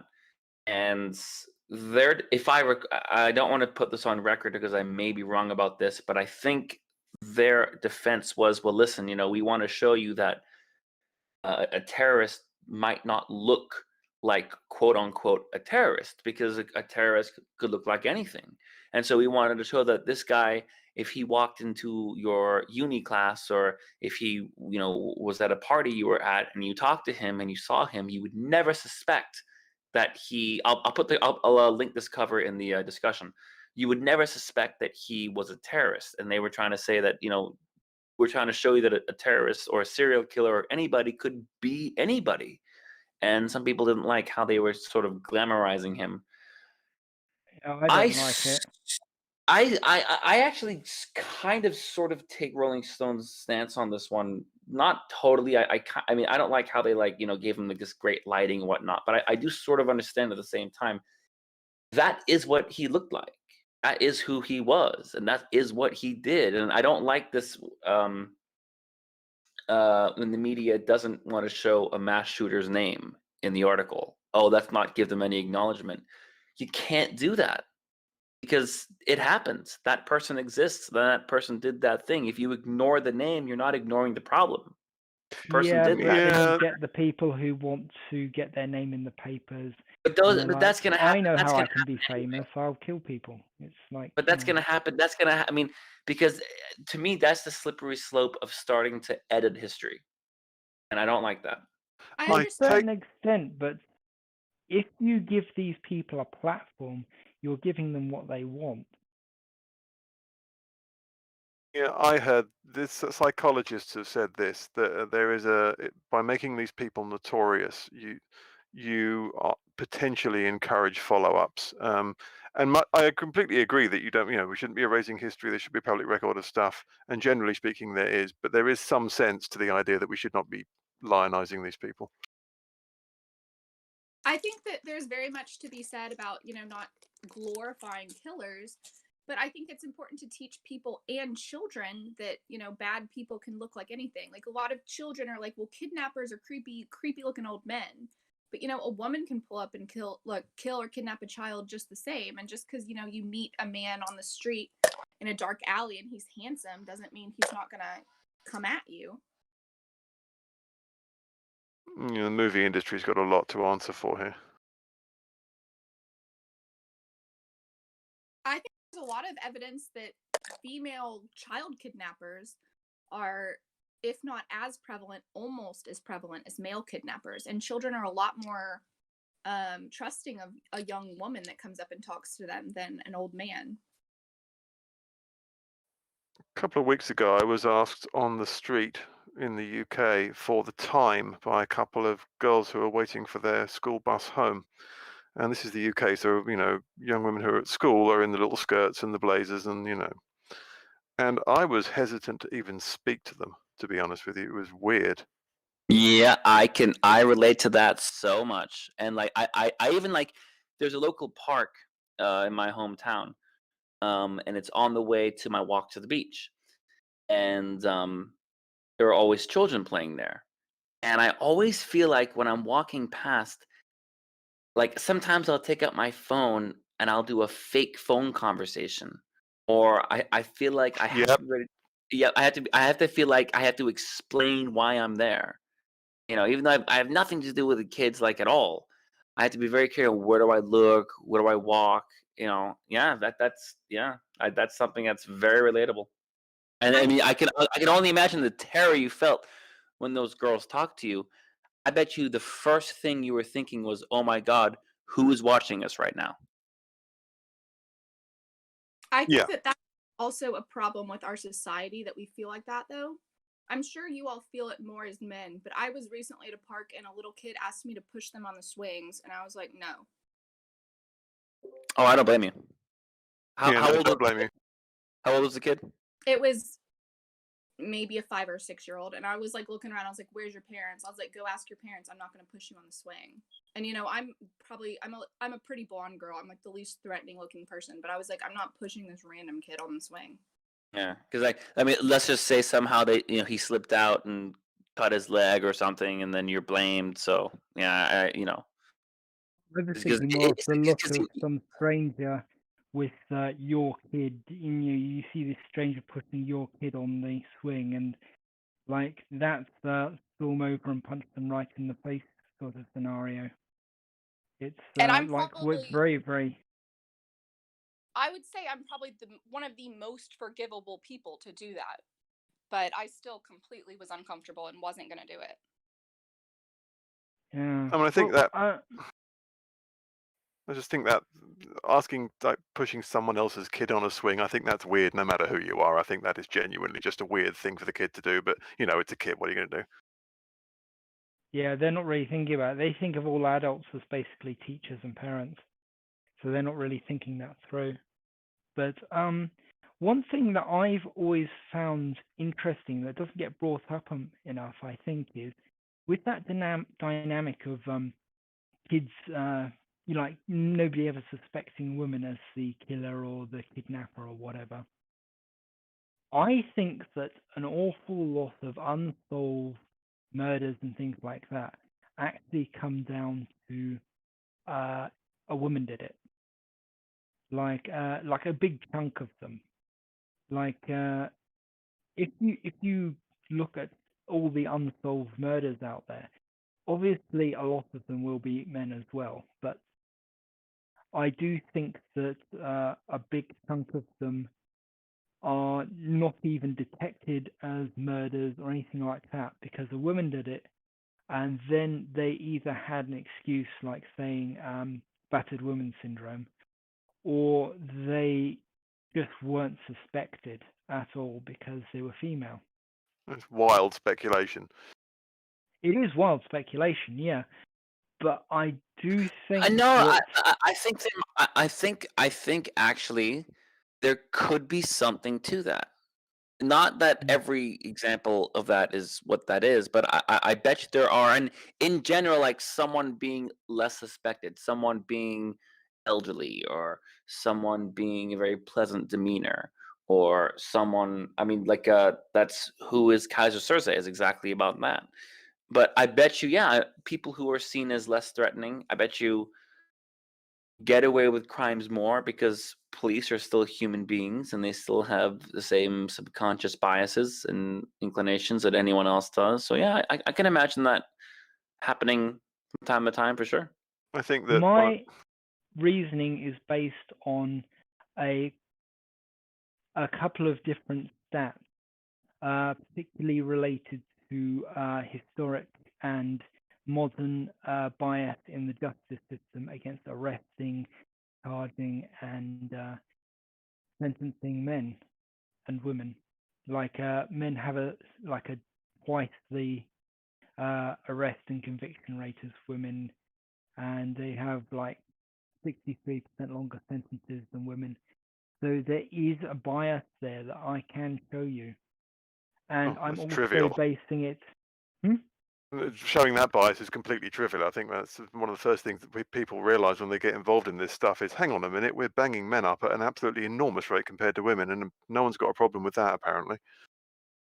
Yeah, well, I'm not sure what you mean by trivial, but I do think that that bias there that has been demonstrated shows that there probably is a larger bias, especially when you look at if you look into uh, interviews with female killers and women who tried to hire assassins and things like that, and they act so completely innocent, and they try to put on a front of innocence in a very different and very much more convincing way than men do.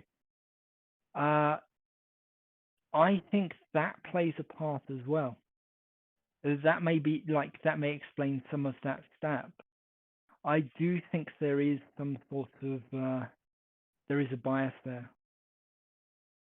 I think one of the things about this is that, having years ago worked on documentaries that involved the police, if police work was an academic discipline, its academic standards would be laughed out of any academic institution on the planet. The level of rigor that's gone into is just laughable. I mean, you can take, for example, people call it forensic science. It's barely science. What will happen is, for instance, they'll say, this is the killer's shoes, and this is a sample of mud from a field that we want him to have been in. And they'll run some tests and they'll find 10 ways that the mud from the field matches the shoes, which is not correct. What you would do is you would go and get samples of mud from 10 random fields, and then you'd say which one of these matches the shoes, which would be the intellectually rigorous way of doing it. And that's just one example of the way in which police work and jurisprudence in general is, you would be utterly horrified. Particularly things topically like PCR genetic tests. PCR is the genetic test that's used to detect coronavirus in samples at the moment. It's also used when people say DNA evidence, they're talking about PCR tests. PCR tests are so sensitive that they will multiply up one DNA molecule to a detectable level. So if you've got on your bench, something that you know is from a suspect and something you know is from the killer, and you're trying to match them, you've got to have one DNA molecule waft in the air across your bench and land in the Petri dish, which is completely possible. That's It's that's horrifying. That's not 100% completely true. So one DNA molecule would only be one nucleotide. You have to have more than that. So PCR is polymerase chain reaction. So you actually have to have a pattern to amplify. You don't just need one molecule, but you do need a very small amount. Well, a DNA strand, a helix, is one molecule. It's a very large molecule, but it's one molecule. But yes, I think we understand each other. I mean, but a nucleotide is also a single molecule. Well, yes, you can have a single nucleotide as a separate molecule, but when a DNA chain is built into the helix shape, then that is legitimately one molecule. But the point is that the PCR test is vastly oversensitive. There's also polygraphs as well. We actually did an article on them. They're not any better than flipping a coin. A lot of jurisdictions don't admit polygraphs, do they? I mean, from what I've read, I would refuse a polygraph in any situation. Well, there was a drive to bring them into the UK. Even if I knew, actually, especially if I knew I was innocent of whatever the accusation was, I would refuse a polygraph based on what I've read, because I saw this video where they were explaining how a polygraph could be interpreted any way you want it. You could take almost any result and make it be true, false, or inconclusive based on what they want. Well, when you do that, they then say in trial that you refused a polygraph. They're trying to bring these into the UK as well. To which I would say, well, it says something that the prosecution would want to rely on an unvalidated scientific method to prove my guilt. It's not something we do very much in the UK, as far as I'm aware. We don't do it very much, but they're trying to expand it. If you read the article on our site about polygraphs, they're trying hang on, this is actually very interesting. Who's trying to expand it? Yeah, the is it a British polygraph government. manufacturer? No, Probably. because polygraphs are exactly the kind of thing that someone who is good at manipulation would take advantage of. So that's actually a very interesting thing. Who exactly is trying to expand it? Well, they're trying to expand it to Who's they? I mean, who is the they? the British government. I can get up the article itself and show. Please do. I knew nothing of this. Because a polygraph is exactly the kind of thing that a dark triad individual would enjoy having at their disposal, because it's exactly the kind of thing that can be manipulated and exploited and interpreted in a disingenuous way, especially if it's coming from the government that has an air of authority about not an air, actual authority about them, and can use it to their advantage. I can imagine, like, what I'm getting at here is I can imagine 10, 15 years from now, polygraphs are mandatory for anyone accused of rape, and the results are interpreted by a special board. And of course, guess who's sitting on that board? Guess the ideology that controls that board is what I'm getting at. That's how things can disintegrate very quickly.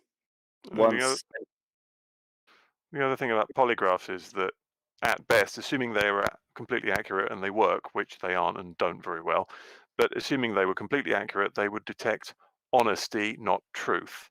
And of course, that gives you a real problem when you've got someone who is a clinically diagnosable psychopath. Excellent point. Who will honestly believe all the bullshit they're saying about their own motivations. No, they don't I honestly. don't think they honestly believe it. I think they're just very good at putting up a front of believing. No, but I see what he means. I don't think he means like they literally believe it. I think he means that clinically their bodies would express honesty, because they wouldn't have the reaction of the lie. They don't think that what they're doing is wrong. Or they don't care. Because the point is, I'm perhaps anyone who's got a better clinical background than me will be able to expand on this. What you're describing now is more of a narcissist. Well, yeah, I mean, narcissism, as far as I understand, is sort of the precursor to There's the difference is a narcissist believes their own lies, whereas a psychopath enjoys their own lies. A psychopath knows they're lying, but they lie anyway. A narcissist, the difference is the reason why a psychopath will usually outfox a narcissist is that a narcissist actually believes that their delusions about themselves are true, whereas a psychopath knows everything they're saying is a lie, but they just employ it as a tactic. And they would I believe think that it is justified to narcissism do is very so, so they feel no different. guilt. Well, no, they don't care if it's justified to do so. It doesn't matter to them. Like, they couldn't care less. It's like they'll if it's beneficial to have an innocent person killed, they would do it because it's beneficial. They just don't care. They just like that sense of conscience and morals is absent from them. They just don't They care. don't have a conscience. That's sort of the that's the mental illness at its core. But then the point is that would cause you to pass a polygraph because you wouldn't be getting upset about what you were talking about. Right? Exactly. Yeah. I've posted the article, and it's I could have been an awful lot more nasty in it about the polygraph, but it'll give you a general overview of what they're trying to do in the UK, which is to slowly push them into the family court and into other parts of the court system without any kind of My rigorous. my reaction is, where's the money? Does some Tory grandee who's pushing this have shares in a polygraph company? I have no See, idea, the but thing is, the family court your system name is your name is Phil, right? That's me. You see, you criticize the Tories. I'm coming from a place where I grew up feeling liberal. Like I supported Obama both of his terms, both of his elections. I feel left wing at heart, but I consider myself right wing today because I see in the US and the UK, the Labour and the Democratic Party are so heavily infiltrated with radical feminism that I cannot do anything other than support Republicans or Tories. And I mean, that doesn't mean there can't be a hypothetical candidate on the Democratic or the Labor side that I wouldn't support. But these problems that we talk about from a men's rights perspective, if you look at the UK, if you look at who supports these measures where housing is graded on a vulnerability scale, where men get rejected because they score too highly because they're men, or when you look at things like if you have scholarships for the most marginalized class and it comes out that the class doing worse happens to be working class white males, Which it well, is. all of a sudden it's right, yes, which it is, and then it gets rejected.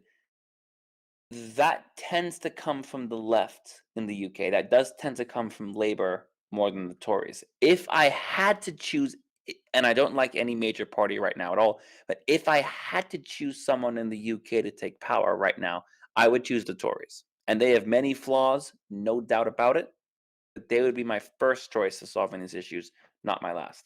I would say there's a lot to get into there. I would imagine most of the people on this call are international enough to understand that the political spectrum in the United States is skewed very significantly to the right compared to anything that exists in most of Western Europe.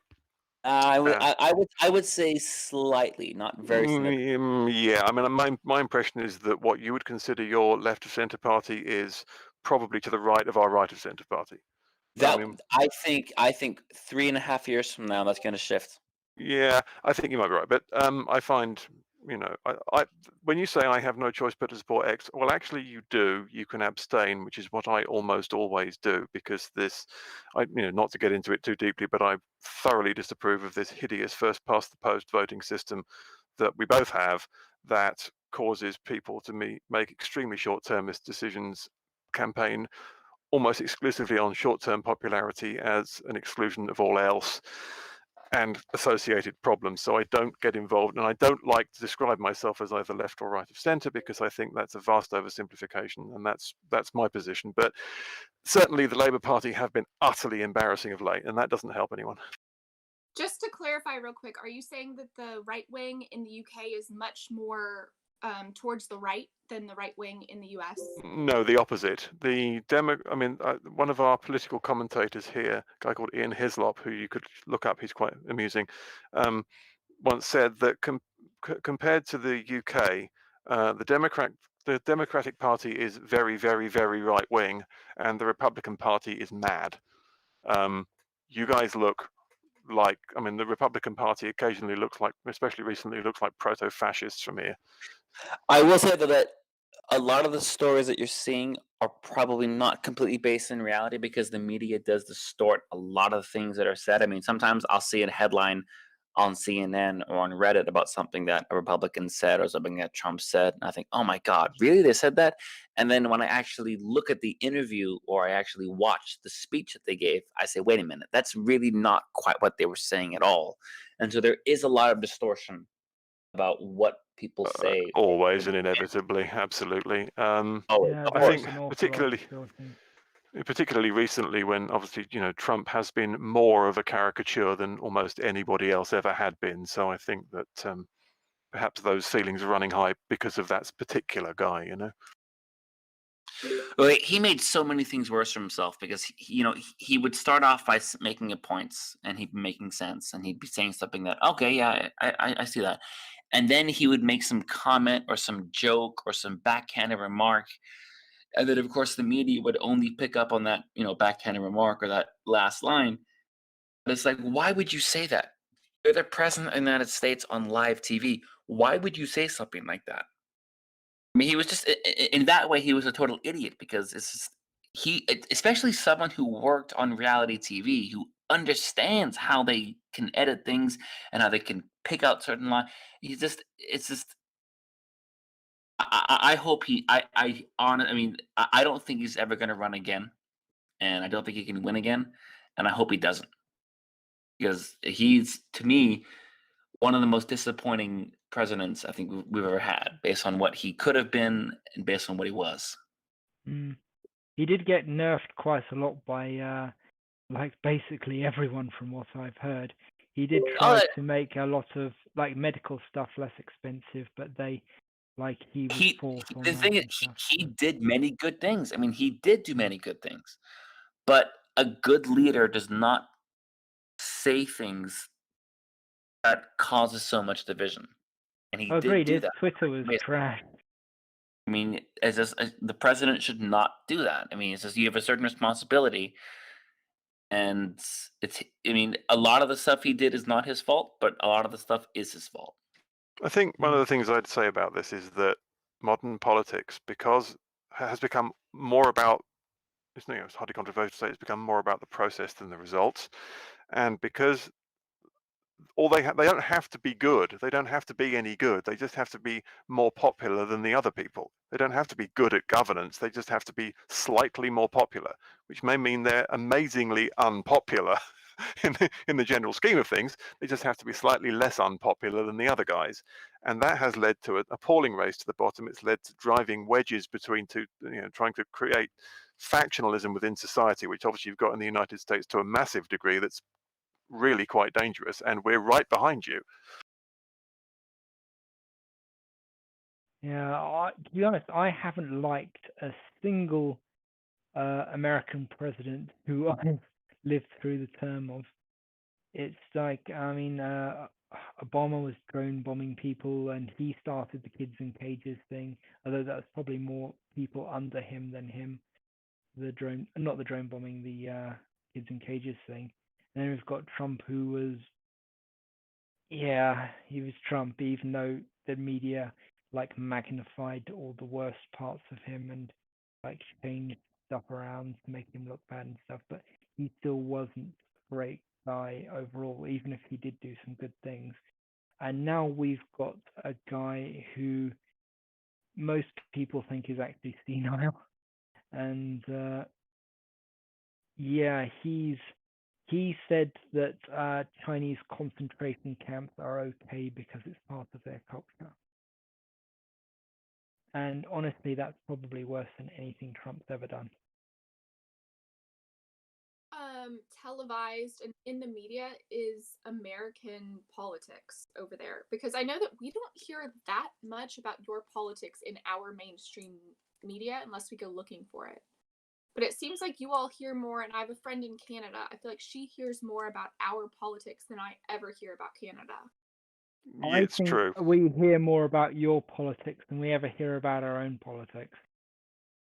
There is an old saying that I can't remember who said this, but it says, "Go to America and see your own country disappear." I spend many weeks, normally, I have not recently, but I normally spend many weeks a year in LA, and I love it. I love spending time in the United States. It's a great place. We considered moving there 3 years ago. There was a whole. I would happily go and live in LA, but um, yeah, the degree of internationalism is very, very, very low, which is not helpful because then it means that quite a lot of people I speak to are not aware that people go, "Oh, they're Democrats, they're socialists," though they really, really, really, really aren't by world standards. You know, they are so far from being anything you could legitimately call a socialist. You know, the Bernie was about where our left of centre party is, probably, and he was seen as, "Oh God, he's a communist." Well, no, no, he's really not. You just the whole spectrum is skewed, and because of the lack of internationalism, you just don't see it, and that's a bit of a shame. What do you think the cause of that is? Do you think it's just American self-centeredness, or do you think that your countries also look? Because you said that you hear more about American politics than you hear about your own politics. Do you That's think not it's true. I think we hear more about your politics than you do about ours. But then, to be fair, you know, you're a quite large country with quite a large population and a massive military that likes to go stomping around around the planet, clobbering people. So, you know, you would. Um, I mean, people know far less, for instance, about China, which is at least a similarly scaled power. So, I think it's because of the long history of association between the two countries, and I'm actually dismayed that it doesn't go the other way because I think there's much to be gained by that sort of sharing of culture. Well, men are at least in my you said family, we don't talk about English politics. We talk about American politics. Like my mother watches CNN. My dad is always watching YouTube videos about like American politics and stuff. But carry on. I think I just confused you two. That Men Are Human had said that he hears more about American politics. Yeah, yeah, I do. I barely hear anything about UK politics. I think that's probably unusual. I mean, you know, the local the news here, the BBC News here, which is not the BBC News that you get in the USA, um, covers domestic politics extensively as you would expect it to. But my judgment is having, you know, I don't sit around watching Fox a lot when I go to the States, but my impression is that it is much less covered, as you say. Mm. Well, I mean, it is very interesting how much American politics is covered in the UK. I mean, we have a lot more world politics here covered. So you'll hear stuff about India and China and stuff like that. So we probably are much more like we have a much wider scope of politics that we are hearing about. Probably, as you said, mostly because of the BBC, and the BBC is basically a worldwide organization, even though it operates out of the UK. I will say when I hear international news on a mainstream source, it's usually very negative. It's when something goes wrong in another country. No, that's news all over. It's one of the reasons I stopped Yeah. doing Very news. much, yeah, very much so. But I mean, just what they give you. They talk about, Greece when they go bankrupt. They don't talk about other countries that are making progress. Mm. Well, that's mostly documentaries you'll hear about other countries making progress. Like I saw one a while ago about China building this gigantic road or something, and a gigantic airport and things like that. That is true. I mean, I probably spend most of my day watching documentaries, but they're also very, very feminist skewed and liberal skewed. I was talking to someone on chat on here the other day about India and some of the problems facing them and the men's rights movement in India. And every single documentary I've seen about gender roles in India have been about things like acid attacks on women and dowry problems and things like that. They're all very much controlled in that way. Most documentaries are, unless they're about a shipwreck and you can't really skew it. Yeah, I think that's an instance of people, with regard to the India thing, that's an instance of people pushing a domestic, wherever you're based, here or the USA, they're pushing the domestic cultural view of something onto a foreign situation, which is something that is difficult to avoid doing in documentary making. So if I go to, and I've done this, if you go to India and shoot the local population doing their normal thing, things that would be seen as everyday by the local population will be seen as strange and outlandish by foreigners. That's less the case between the US and the UK because the culture is very, very similar. Well, less similar than people think it is, but fairly similar. When you go to India or sub-Saharan Africa or the Middle East, particularly the Middle East, things will be misinterpreted, and that you have to be. The cultural relativism is a very dangerous thing.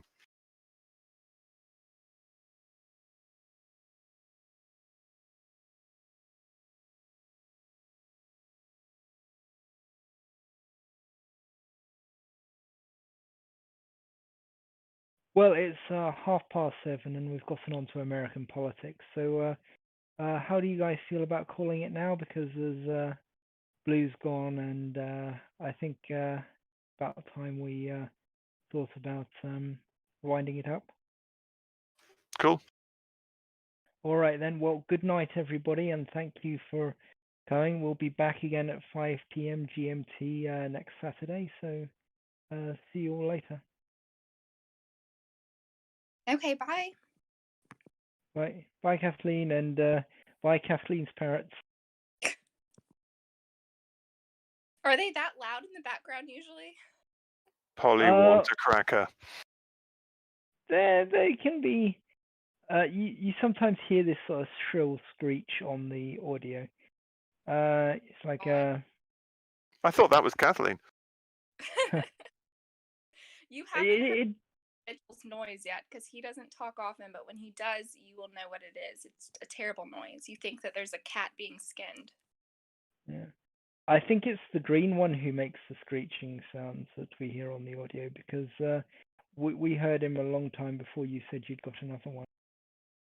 Yes, the green one talks a lot more often, but the pink one makes much more terrible noises when he does make noises. You should, that was the green one. Was that the green one? There were no bird noises just now. Really? If you just bird noise. Oh, your audio screeches then. That's interesting. Yeah, I thought that was the parrots. Bear in mind that these voice codecs that are used for this kind of thing are tuned and tweaked to deal with human voice. So you give them something that isn't human voice, that's going to make it sound very strange to us. Mm. So when I regularly talk right now, you're hearing a screeching. Oh wait, no, that's our fire alarm. I have to replace the battery. Oh my goodness. That would make That sense. thing must have been shrieking for weeks. I don't know how you stand that. No, but the birds screech too, but it's gonna be louder and like a lot more apparent. But like you all have complained about the birds making noises, but that one little beep noise, that's our fire alarm. I should probably do that. I've gotten used to it. Oh dear. I couldn't possibly get used to something like that. I've actually torn a fire alarm out of a ceiling because it did that. It drove me absolutely insane. I couldn't stop it beeping at all. But that's that beep. We thought that was the parrots. Yeah, I did think that was the parrots. Oh no, I mean he did yell a couple times while I was talking, but the one little beep, because you just said that you had heard him and that was not him, that was the fire alarm. Okay. I thought that was him, but I thought it was a weird noise for a parrot to make because they don't usually make like shrill peeps, do they? I've heard them do that. I don't know what a parrot theoretically is, but it was very colourful. It was I think is that a scarlet macaw? I can't remember. Sebastian, come here. Okay, that's the noise he makes, and then he also makes like a cure. Can you say? Okay, well, they're very hard to get to do what you want to. But the noise that you heard just now was the bird. That's the noise Alright. he made. Hello, bird. I'm not sure what it is, but I would have changed that battery ages ago, just from the point of view that the parrots would probably start mimicking it. But, I'm going to step away anyway. I need to make myself some food. Good speaking to you. Okay, y'all have a great night.